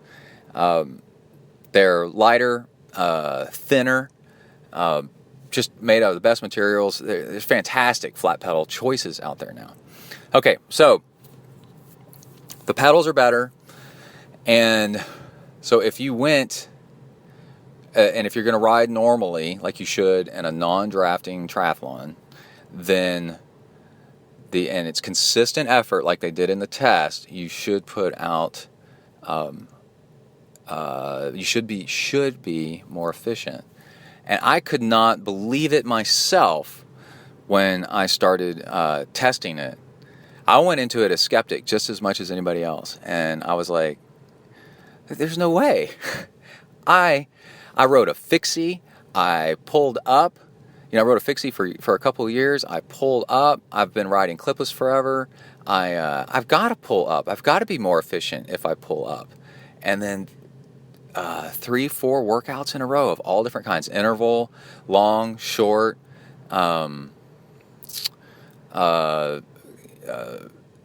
even output. The power numbers are exactly the same. So what's the benefit here, And there's one thing to overcome is how you look. Because I went out and rode 3 hours wearing running shoes. And it was I looked down and I'm like, this is freaking goofy looking compared to the norm. But you got to remember, up until 20, 30 years ago, flat pedals were the norm, and wearing clipless pedals, would have been weird to show up in that. People have been like, what are you doing? So everything's relative, right? And I had some upsides. So you can, if you ride with flat pedals and running shoes, some of the upsides are you can get off your bike right then, right there, and go walk into the bushes like I did on Sunday and go pee in the bushes without having to walk like a duck. And then you can clip back in without having crap all in your cleats and everything. You don't have to be careful anymore. You can walk around on people's floors. You don't have to walk weird or anything like that. You have a huge selection of shoes. Old running shoes seem to work. And you also have, you save money, because even if you bought some of the most expensive pedals, they're still about half as much as combining clipless pedals and road shoes together, clipless shoes together. And I'm trying to think of another thing. Oh, one amazing thing that people never think of that is huge is when you're clipped in, your point of contact is fixed, right? And it's fixed. Since it's fixed, you really can't move forward and back on the saddle much. You kind of are stuck. But with flat pedals, you can move your feet all over the pedals. You can move them forward an inch, you can move them back an inch, and you can use different muscles by moving your feet around. And then also what that does is it allows you to move forward and back on the saddle to get different angles of attack kind of on the bike without and still keep your knee position the same, right? So yeah, it allows you to move front and back on the saddle a whole lot more, and in your aero bars, which leads to more comfort, which is fantastic. I wanted to say the thing where the guy's heart rate was a little bit higher when he was first trying it out. Mine, I don't know about my heart rate because my heart rate strap wasn't working that day, but the first ride. But yeah, I was kind of like, oh, this is weird, whatever. And I was kind of all over the pedals a little bit. But after that ride, I got into the next ride. I'd settled right in, and it was fine. It's like I was clipped in. And let's see. You can put your foot down when you're starting to wreck and, get that done. Even though it was raining during my 3-hour ride and I was taking turns, my foot, in 3 hours, my feet slipped off once or twice. I can't remember. But it was statistically insignificant because the time I lost with my feet slipping off the pedals once or twice, and I was using crappy pedals that I just grabbed off of a 20-year-old commuter bike, by the way, that a friend gave to me out of a dumpster. And the time saved by being more comfortable and being able to get off the bike and move my feet around and stuff like that, and put my foot out on a couple of turns because it was wet, and put my foot down just a little bit to make sure I didn't fall off. So my time saved easily was made up for it. So there's that. And the big thing is if you ever used it in a race, well, your T2 would be faster. I've got a funny story. I did an Xterra triathlon. If you ever look me up on, I think it's on Facebook, my avatar on Facebook is me holding Kai when he was a lot smaller in my arms, and he's giving me a kiss. And I'm wearing a visor, and you can tell I just finished a race. That was an off-road triathlon. That race was an off-road triathlon where I rode, it was kind of a mellow mountain biking course, so I rode flat pedals on kind of a beater mountain bike, and I racked my bike and started running, and I think my transition was around 30 seconds, my T2. So, yeah, you'll save a ton of time in T2, and I've noticed just getting on and off the bike at home on the trainer, oh my gosh, it's so much easier. So I don't know how much longer I'm going to be riding flat pedals on my tri bike.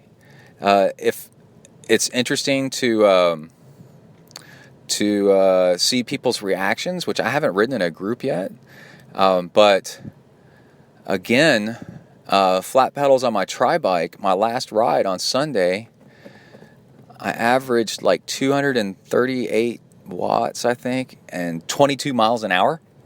So it's the same or faster than I always do. I'm like, I can't hear you with you saying that my shoes aren't right because I'm ahead of you and you're behind maybe. And so like, it's just, that's, I don't mean it like that, but it's just like, I'm doing fine. Like, I don't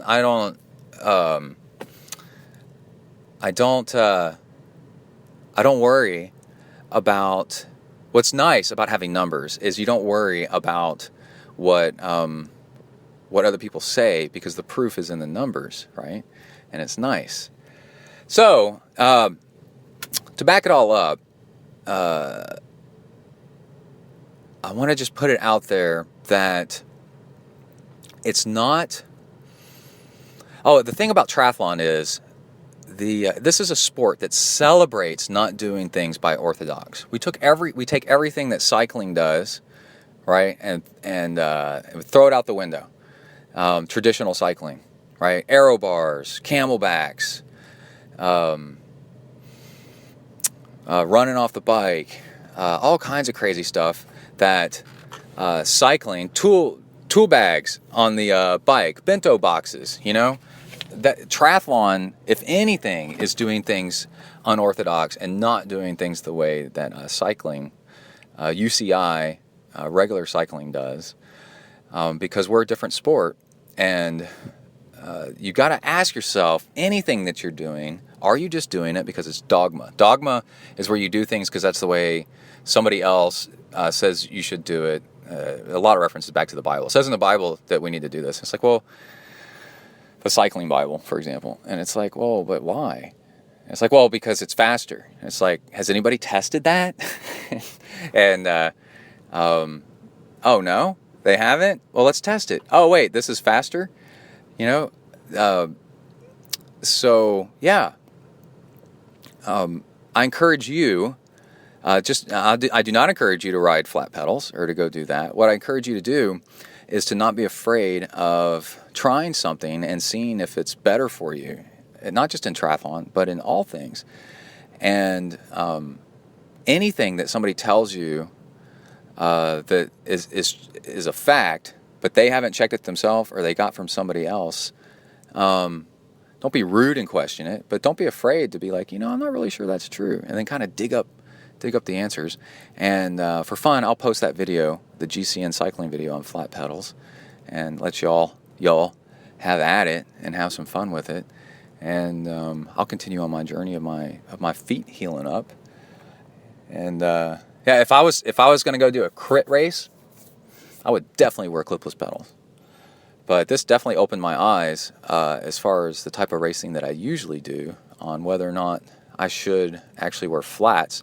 I know I wouldn't wear flats in a race like that I usually do unless I trained with them to be used to them, and to know what's going to happen. You know, you don't want to do anything new on race day. And we'll see how that goes. I'm kind of enjoying it. It's kind of fun. All right. You can't ever get anywhere in triathlon with worrying about what other people think. I teach my coaching clients that all the time. All right. I'll be back. Out Bing. All right, homies, on my way to W to the ERK. Got a quick update. Let's see, my nephew is on cross country, and he was going to, he stayed at our house last night because his dad was working on stuff and needed some some quiet. It's a long story. And last night, his grandmother, Emily's mom, said, well, I'll drive you there in the morning. And Jaron has a bike, and we've got these new headlamps. And I said, no, he's biking. There's nothing wrong with the weather. It's like a mile.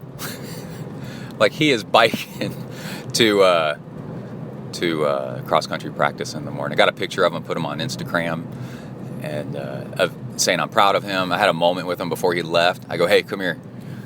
Dude, you biking to cross-country practice is badass. And people are watching you. Kai is watching you. Jaron is, he's 15, 14. And I said, you're setting a really good example, man. Get after it. And he goes, thanks. Really? Thanks. And I go, yeah, dude, go. And that's, coming from above and below. So me coming from above as an older guy saying, hey, what you're doing is awesome. And then also putting Jaron in the place of being the older guy and saying, look, people below you are watching. And you're setting the example for them. Trying to instill in him the motivation to keep doing it, which is not difficult. He's probably the most gifted athlete in our entire family. He's pretty badass. And on top of that, got this is possible because of the headlamps we got from Leatherman. So it's pretty rad. I showed him how to turn it on, and then he's got a blinky red light in the back built into the headlamp. So that was pretty cool. So thank you. And on top of that, I got a whole bunch of UCAN last night. They sent me a sampler pack. So we're going to go through each flavor, and I'm going to tell you what it's like and how I used them over the next few shows or more. It's a bunch of stuff, man. I put a picture on Instagram of the 8-pound box of all the different varieties of stuff. So a little bit of everything. So today, there's all the different flavored powders and unflavored, and then some powders with protein. There's some electrolyte drink mix, and then there's bars. And UCAN is super starch, so it's like super slow drip. I was trying to explain it to Emily last night. I think she finally got it. And then I was like trying to explain to her how to use it. So anyway, I got up this morning and I had a cup of coffee, like I always do. And, right before I had my coffee, I had a spoonful of peanut butter, big heaping spoon of peanut butter. And there's your fat, carbs, very slow acting carbs, and protein, kind of all in one. And enjoyed a cup of coffee to wash it down slowly. And after the coffee was done, I made up a cup. I just stirred it with a spoon. I should have put it in a shaker bottle, or just a water bottle, and drank it. But anyway, I made up a packet, which is 130 calories, I believe, of the blueberry pomegranate UCAN. I don't think I've had that flavor before, but anyway, that was the first one I picked out. I was like, I'm going to try this one. And it was pretty dang good, and goes down really fast. Just drink it. The thing about UCAN is you can drink it all at once. You don't have to meter it out. It meters itself out, which is really a convenience thing. And then I really enjoy not having a whole bunch of sugar in my mouth that I have to worry about cavities. And because I got enough of that crap going on right now from the years of Gatorade and whatever. And then what happened after that? About half an hour later, I got on the bike and knocked out one of my best bike rides, typical good bike ride on the trainer, watching Zwift, riding on Zwift, and just kind of a casual, moderate ride, and I was bouncing off the walls and just loaded with energy, and found myself emailing my boss, which I'm sure he appreciates. He sent me a task last night, and I was like, I'm on it. And then when I was done, an hour bike ride, probably average like 250 watts or more.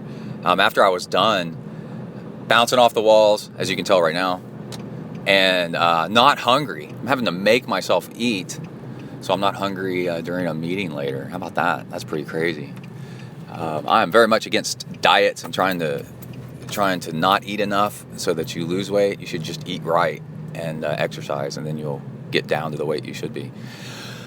But that was pretty freaking cool. And a guy tried to swim across Lake Michigan last night, and storms kept him down.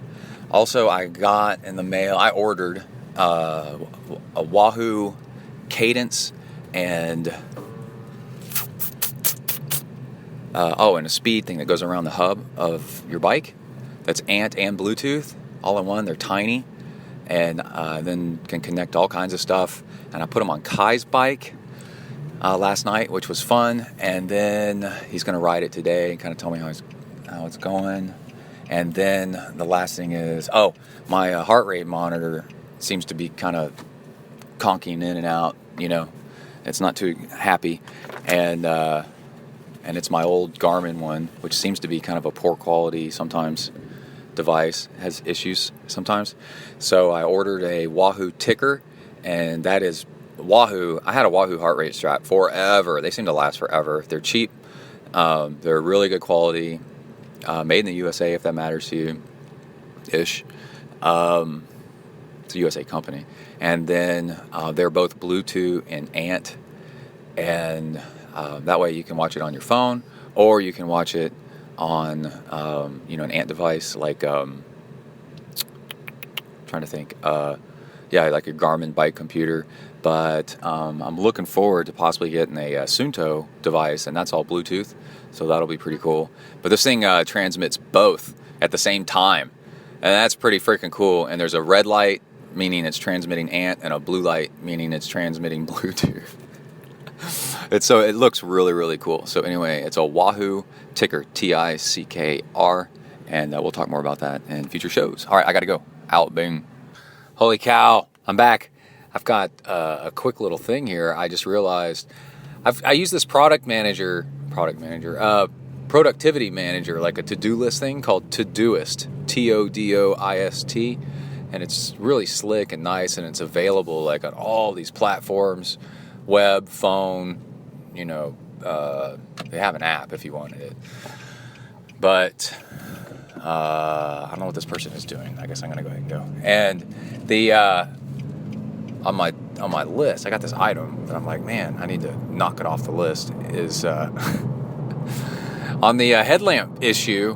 I don't think I said so earlier. The best use of a headlamp is in the transition area, T1, maybe T2, on race day at a triathlon. I found that these things are just awesome because now you can be hands-free and pump up your tires and organize your bento box, fill up your water. You can see, and usually it's pitch black outside. And you see people with like a flashlight in their mouth or trying to use their phone as a flashlight. And there you are with a headlamp. And you can get going on there. So I found years ago the greatest thing for transition time for race day is a headlamp. I always bring mine to races. And I've got one that's kind of falling apart. And that's why I'm stoked to get these ones from Leatherman Lens. I have to go look at it. If you go to leatherman.com, they have the Lens other company that they're partnered with now at the top of the website. It's pretty cool. And then also I was talking all this stuff about UCAN, which we'll talk about more. I had 2 servings today. I had one mid-morning and then went easily into intense meetings with some pretty important people all morning. And I had a muffin, and that was it. I wasn't excited about eating a muffin, but that's what I had. That's all they had. And I was able to resist, now that I think about it, I was able to resist the glazed donuts, and I'm a sucker for glazed donuts, because I had a big serving of UCAN out of a pouch. I had the vanilla with protein, like vanilla chocolate with protein one, and I just shook it up in a water bottle and slammed it, and then drank coffee after that. And then this afternoon I had another one, and feel great, man. Of course I snack, stuff like that, but the snacking goes way, way down, the rate of calorie intake. and no afternoon blood sugar crash, stuff like that. So anyway, I needed to mention on the show, it was in my notes in Todoist, getting right back around to it, to mention about the headlamp thing, and also I worked with UCAN to get a discount code. So you can use discount code ZenTri, all caps, to order yourself some UCAN and get 15% off, which is significant. That's a really good rate. And then they kick a small percentage back to ZenTri, so to reward the whole podcast gang for getting it through ZenTri. It's pretty cool. Keeps the show on the air. A lot of fun. And it made me think. I was like, man, you know what has a good ring to it? The ZenTri Samurai. It's got a nice up down ZenTri Samurai. And I even looked it up. I go, samurai plural? What's the plural of samurai? If we're all a bunch of samurais, but is it samurai like mice, mouse, moose? You know, sheep. Moose. Plural of moose is still moose. It's not meese. So what was the plural of samurai? And I looked it up, and it said that in popular culture, a lot of times people say samurais. Look at all those samurais over there. We're all samurais. But that's incorrect. That technically plural of samurai is samurai. So now we know. We can be the ZenTri Samurai. I like it. Pretty cool. All right, I'll be back in a minute. Out bing. Use that discount code, 15% off, man. Oh my God. All right, I'm here with Super Turd, is that what you say? Super Turd Kai. How's it going, Super Turd? Turdular. Turdular? All right, how old are you, Kai? I am 91. Okay, I need to be half serious, okay? I am half years of 11. Okay, he's 11. And we had quite a fun day, and I want to give a shout out to Amrita Bars here about how they helped save it, right? So, Kai, what did we do this morning that was so cool? Well, Father, we went on a 25-mile bike ride, and with the local bike club. Yeah. Which how many people were there? I do not know, but there was a lot. How many do you think? About 30. Okay. So we rode about 10-15 minutes to the start, right? It started at the front of another subdivision, and we rode there, which is cool. It's always cool to ride your bike to the start of whatever. And all these people were like, whoa, right? Mm-hmm. What were they saying? Hey, Kai, how you doing? Yeah. And I said, good. Yeah. And it's all So good. all these people happened to know Kai, not all of them, but I don't know, like 4 or 5 of them happened to know Kai. And the lady that's in charge of the local triathlon club, we joined up with her on the bike ride over there, just by coincidence. She has Mom's favorite bike. Oh, Dad. yeah, she has the Quintana Roo that's the pink camouflage. That's so cool. And then, let's see, we started riding with them, and at first, first we had to wait for a whole bunch of people, for somebody with a flat tire to catch up.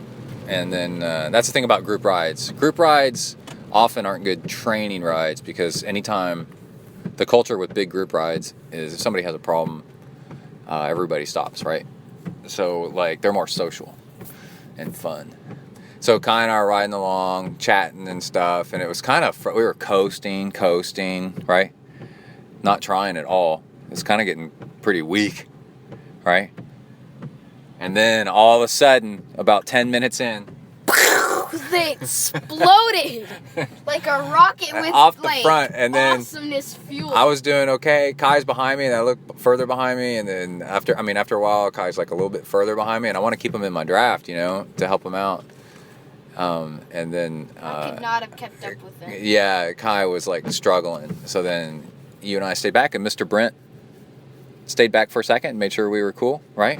But I was totally cool with it, because I was like, dude, it's father-son ride time, without the big group. And you got your exposure to a big group ride like that. And so... FST? What's FST? Father-son time. Father-son time? Hashtag FST. And the next thing that I wanted to mention, let me make sure the battery's running on this thing. Yeah. Kai and me going to this was kind of a big deal. We've never done this before, or if we have, it's been forever. And so getting all the stuff together, stuff and water bottles, stuff and water bottles, and bikes and tubes and airing up tires, all that crap. Kai had water, but we forgot to have any Gatorade or sugary carbs, any fuel mixed in with his water at all, none. So he just had water. And I had a bottle of UCAN. I had a bottle before we left. A serving of it before we left. And then I had a serving in a water bottle that was raspberry, blueberry, or strawberry kind of flavored, right? And I said, all right, Kai, let's pull. Oh, Kai started getting kind of quiet and then grumpy. And Kai's making faces over here. And it was getting kind of, you could tell, like he was sapped out of energy. And even though before we started, you had a peanut butter sandwich, right? Mm-hmm. So I said, okay, let's pull over. You drink some of this UCAN stuff. And then what was that like? It was terrible. It was terrible. Well, just the taste of it. Don't yell into the mic because people are listening with headphones and it's going to blow their ears out. So just talk at an even level, okay? It was No, don't whisper either. It was terrible. Well, the taste, yeah. Right. And that's cool, right? Not everybody has to like UCAN. And UCAN has a particular flavor. I've grown to like it, actually. And because I've connected in my brain, like, success, right? So to me, it tastes like, subconsciously, I'm kind of like, this tastes like energy. So whatever it tastes like is fine, And as an adult, your tastes are different and stuff. So Kai was like, no. And I said, come on. What was I saying? Just do it. Really, right? Yeah. Yeah. It's exactly how it went Just down. drink it. Just like take a big mouthful and just drink it. And then when you're done, rinse it out with, with water. Just the whole point is to get energy in you. Who cares what the hell it tastes like? Just drink it. And he's like, no. And I'm like, come on, you got to drink more. He's like, no. And finally I gave up, right? Yeah. Right. So we started pedaling along, and then we're riding about another 10, 15 minutes. And I'm like, Kai is still kind of like, meh, right? And then I remembered that I had an Amrita bar in my back pocket of my jersey. I threw it in there because it was on the counter. And I threw it in there before we started riding. And I go, oh, Kai, I just remember I got an Amrita bar. Will you? Can I give you a bite of that?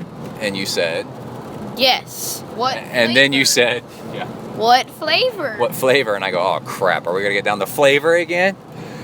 And then I go, pineapple. And you said, yeah. Kai, don't scream into the mic. Sorry. Okay. Yeah. And I was like, all right. So I opened up the Amrita bar while I was riding, and then broke off. You don't break it off; it's chewy. So I tore off, I guess. It's kind of like a power bar, kind of that consistency. And then, which is great. And then I gave a chunk to Kai while we were riding. Kai's like, I can't take it while I'm riding, Daddy.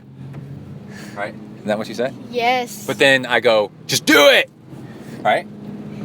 Yes. And then you just did it. Yeah, you just did it. Anyway, so then he ate it, and I said, make sure to wash down, with water. Chew it up with water and wash it down. Lots of water. And Kai went in about, gosh, dude, it's like 5 minutes. You went from being quiet to, hey, Daddy, can I charge up this hill? Can I attack this hill? Daddy. That's not what I said. And I go, maybe you ought to like calm down a little bit. You need to and then down. And then a little while later, you're like, Dad, can we ride to Navasota, which is a city like 30 miles away? And I'm like, you mean Nantucket? Which is a different. He's like, yeah, that. But anyway, my whole point was there was a complete 180 in energy and attitude, right? And I pointed that out to Kai. I said, notice how you were really grumpy earlier, and then now you're real happy, right? Yes. Yeah, and it was because of Amrita bars. And after the ride, I posted on Instagram some pics of it, and Amrita bars on Facebook, I think, reposted my my Instagram pic. Oh my god, all the social media crap. My Instagram of my Twitter. Anyway, Instagram, and with a little comment about Amrita bars. Kids love Amrita bars. They're not that, like they're pretty good. And Amrita bars comes in all these different flavors. And I think Kai may have found something for energy for his workouts and for races and stuff like that. Right? That was pretty dang good. I was really impressed. So in the end, You don't need ashwagandha pills, at the Dad. You just gotta eat at the halfway point, we stopped for a minute because there's a what's it called? Post office, and an older guy came up to us that was riding with us way back, right? He was kind of bringing up the rear, and he said, because the big group ride had a lot of purposefully a lot slower people and stuff like that on purpose, and like a big spectrum of different speeds. So we weren't totally in the back, and but anyway, this guy came over and complimented Kai and said that Kai's bike handling skills in the pack, that everybody was like, dude, that, because he said when somebody, and this is a thing with cycling groups, when somebody's new, everybody watches them to see how terrible of a cyclist they are. Because other cyclists are what injure you, when they don't know how to ride. And he said, what did he say about you, Kai? Do you remember? No. Come on, you remember. No. He said that you had great bike handling skills, and he was watching you to make sure that you weren't some terrible cyclist, and you were awesome.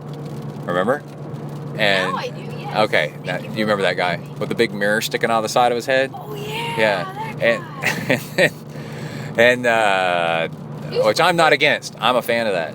I've never found one that works for me though. But I'm not angry at that. I think that's fine. I think it's cool. Yeah, I would wear one if I could figure out one that would stay.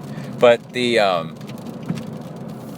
actually illegal in triathlon races because they consider it you might cheat with it because you might watch for drafting judges coming up behind you.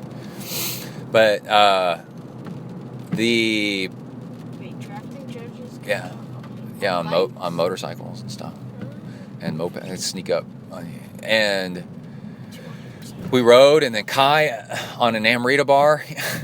But every 10 minutes or so, I'd give you another little chunk, right, of Amrita bar, maybe 15 minutes. Yeah. One bar. We didn't even finish it. And he kept asking if he could attack the next hill. When can I attack hills, Daddy? Dad, I do not say Daddy. Daddy. And then so I said, save it. The towards the end of the ride, there's 3 good hills. Use those 3 hills as your 3 intervals, right? And you did. And you hammered it, man. That was impressive. At the end, I had to say. Oh, and then at the end, when we're going down our street, which is a slight uphill, Kai starts racing me, and then climbs the driveway down at the end of our street, which isn't even our house, which has a big slope on it all the way to the top. And he's like, "I beat you, Dad."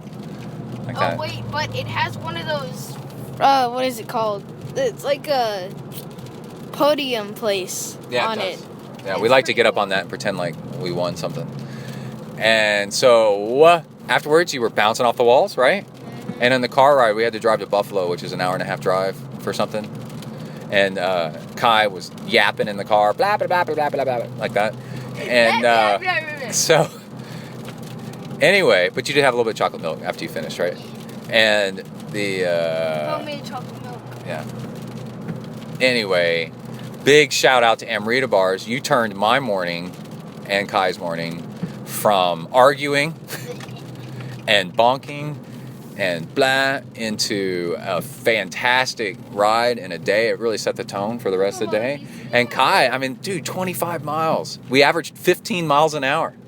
And it was windy and hilly and just a really, really good ride. And I had a great father-son, what would you call it, FST? Mm-hmm. I had great FST. Hashtag FST. Hashtag FST with you this morning, man. That was really cool. Thank you. Mm-hmm.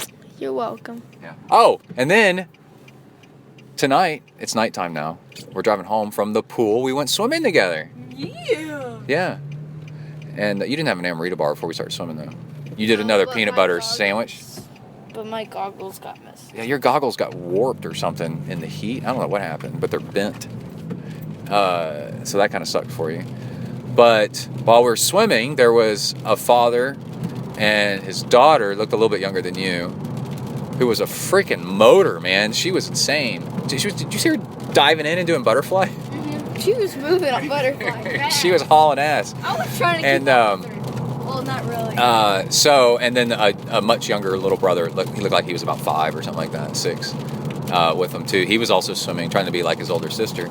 But it was super cool because I pointed out to Kai, I'm like, look, you swimming with me for training, you know, you're not the only one. Look at that girl, you know, like she's doing it too. And the dad was walking up and down the deck, giving her next workout. Walking up and down the deck. No, I'm not going to be fat dad. I'm gonna be athletic dad. Yeah, So you and I. Dad, we should make a track in our backyard around the swimming pool, and you could yell at me while I'm swimming. Oh, we need a swimming pool to put a track around first. Which Mom won't let us get. I think the bank won't let us get it. We don't have enough money for that. Okay. So anyway, thank you, dude, for going biking with me this morning and swimming with me this afternoon. You're welcome. All right. It's been good. Yeah. And now we got to eat. Eat. And you might go mountain biking with Mommy tomorrow. Yes, I might. God, what a family. Y'all are insane. I don't think we should. Where do y'all get that from? It's raining and it'll get muddy there. Oh, yeah, it'll be a mess. So you might need to figure out something else to do. Well, Dad, you know, we could get tires that are fat tires, you know. No, we're not buying more bikes. We're out of bikes. A wheel. No, well, you got to buy a bike for the wheels to fit in that frame. Or you could just take a skinny tire and blow it up really big. No, that doesn't work. All right, everybody. Gotta go out. Bang. Dad, you could. Oh, I've been working. Wait, I forgot. I got the Sunto Spartan Ultra yesterday, and I've been training with it twice, and I like it. But I'll tell you more later. All right, bang. Oh, by the way, I just remembered. Kai's out of the car checking the mail. I forgot I wanted to give the discount code to Amrita Bars. Got all excited about how awesome they were. Forgot to give the discount code. So discount code ZenTri gets you 15% off Amrita Bars. Oh, crap. He's having trouble with the mailbox. Is that lightning? Yeah, I can't get it open. Okay, I'll help you. We got this mailbox key system that sucks. Discount code amritahealthfoods.com. Discount code ZenTri. Try all caps. ZenTri. And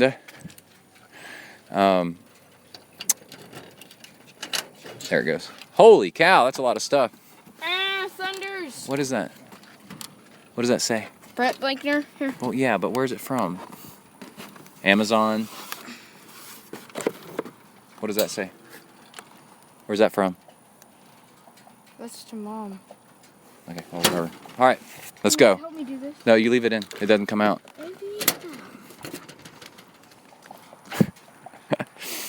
All right. Oh, so Amrita Bars has tons and tons of different flavors. I think my favorite is mango coconut. For what? And then also anything that they have that's chocolate. Oh my gosh, it's so good. They have a chocolate recovery bar that has some protein in it. Ooh, that's not Plant protein for all you vegans out there. You vegan maniacs. Dad, you were. Hey, I vegan. came up with something. Yeah, I did vegan for a while. I came up with something. ZenTri Samurai. Yes. Yeah? You like Yeah, that? that's You like the cool. bounce of that? Yeah, ZenTri Samurai. ZenTri Samurai. Did you know samurai is both singular and plural? Like if there's a bunch of samurais, Like deer. it's actually, you call them, yes, like deer. Look how smart you are. It's like you went to school or something. I didn't. Oh my No, I'm jeez. so There's a lot of lightning. We better get off the phone before it hits the microphone and explodes it Dun dun dun. out. Oh, what was it? Bang. Right?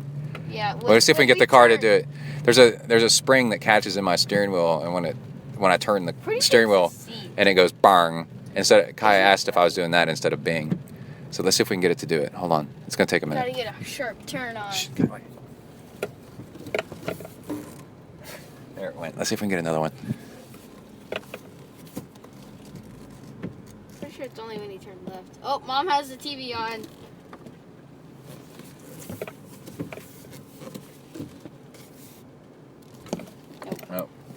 Nope. We just got that one little one. All right, out, bang. Bang. What do you think that Amazon is from? Well, I ordered a swimsuit because my other one was starting to get a hole in it. All right, let's go ahead and wrap up this show.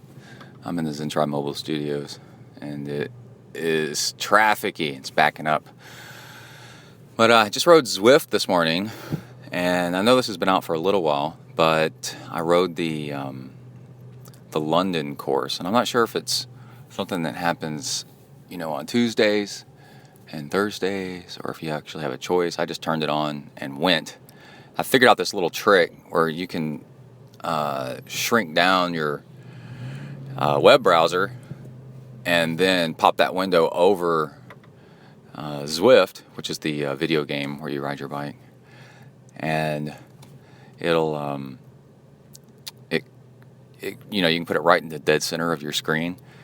I posted a picture of it on Instagram, and it's kind of cool because the middle of your screen is the if you're kind of bored with the course. And today I wasn't bored because it was new, because it was riding around London, which is neat. And you go around through a tunnel, and you pop up in the countryside, which is pretty cool. And then ride up Box Hill, which is famous. And but the cool thing about Zwift is the metrics. It's got your heart rate, your power, your cadence, your time, your miles. I'm trying to think whatever else is important. Kind of around the edges of the screen. And this runs on a laptop, by the way, or maybe a PC with a big monitor. And so you're looking at that, and those numbers are all good because it's telling you how your workout's going. And also at the bottom of the screen, you can pick left, right. If there's a turn coming up, you can choose. And so you can put a web browser right in the middle of that, shrink it down so you've got all the Zwift metrics and interesting stuff you need to know around the edges. And then I put, my watch is beeping at me. Then you can put the YouTube or whatever, the news, your web browser, whatever you're reading, right there in the middle of it. And the other thing, so you're getting your entertainment that you want, plus all your bike metrics, so you know that your workout's on track, because you kind of need to watch that stuff. Where's my heart rate? Where's my cadence? And where's my power, most specifically? And you can put all that stuff around the edges, put that in the middle, and have a nice little ride. I put a picture of that setup. On Instagram. By the way, I put my laptop on top of a music stand a couple years ago or so. I finally caved in and bought a $35 music stand. We'll buy a $2,000 bike, but we'll be like, I don't want to spend that.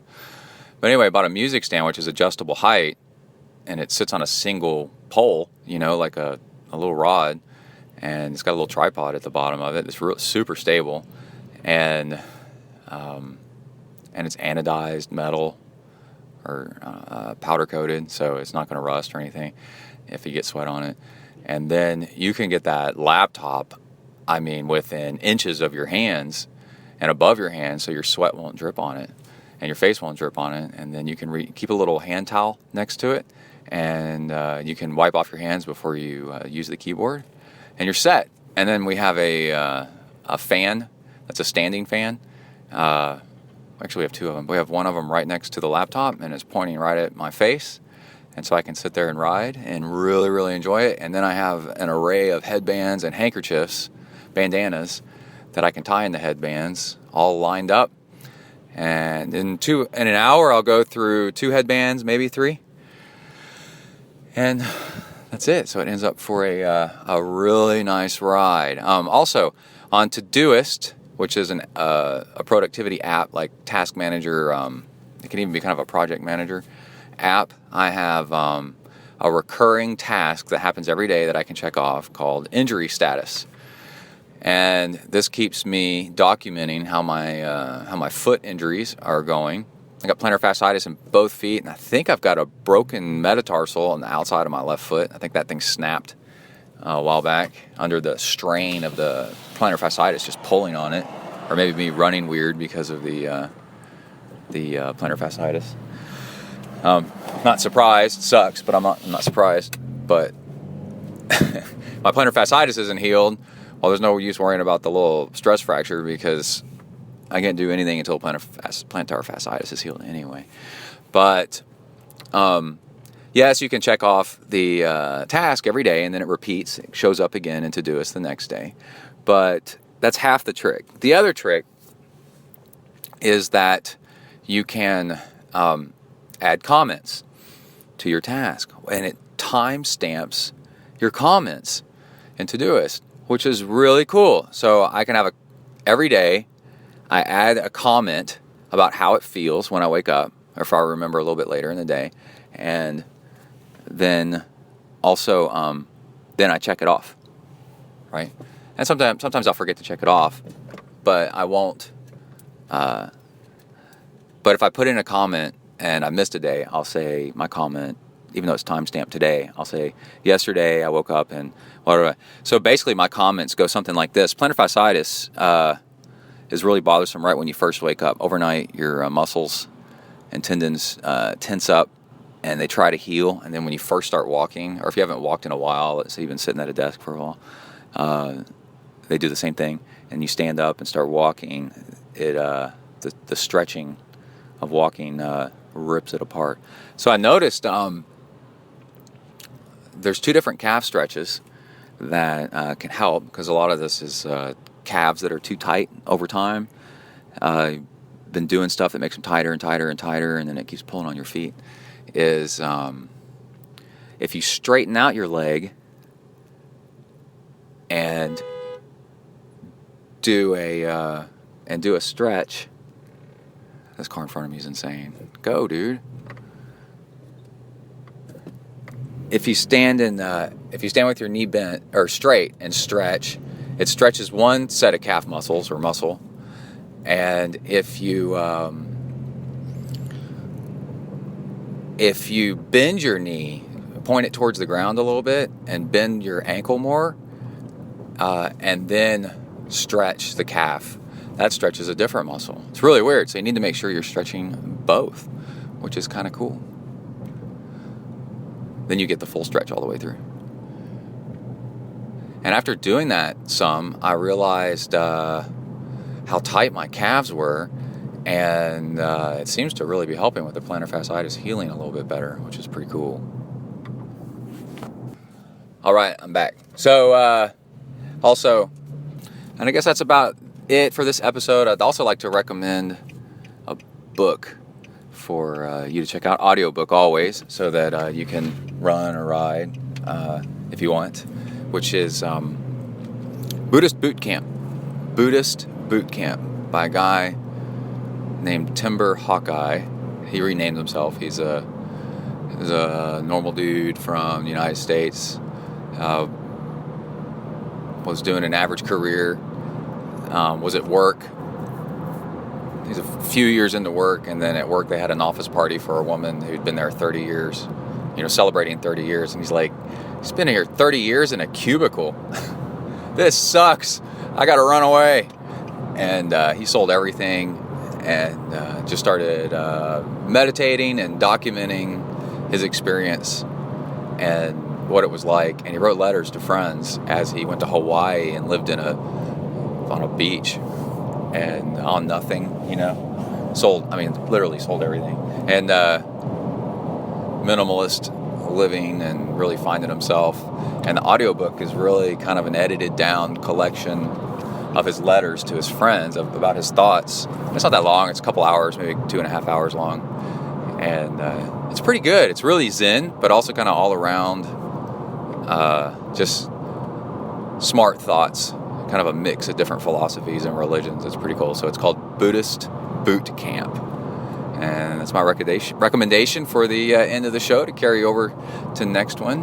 And I think that's it. So everybody stay safe out there. Work the uphills, cruise the downhills, and keep the rubber side down out.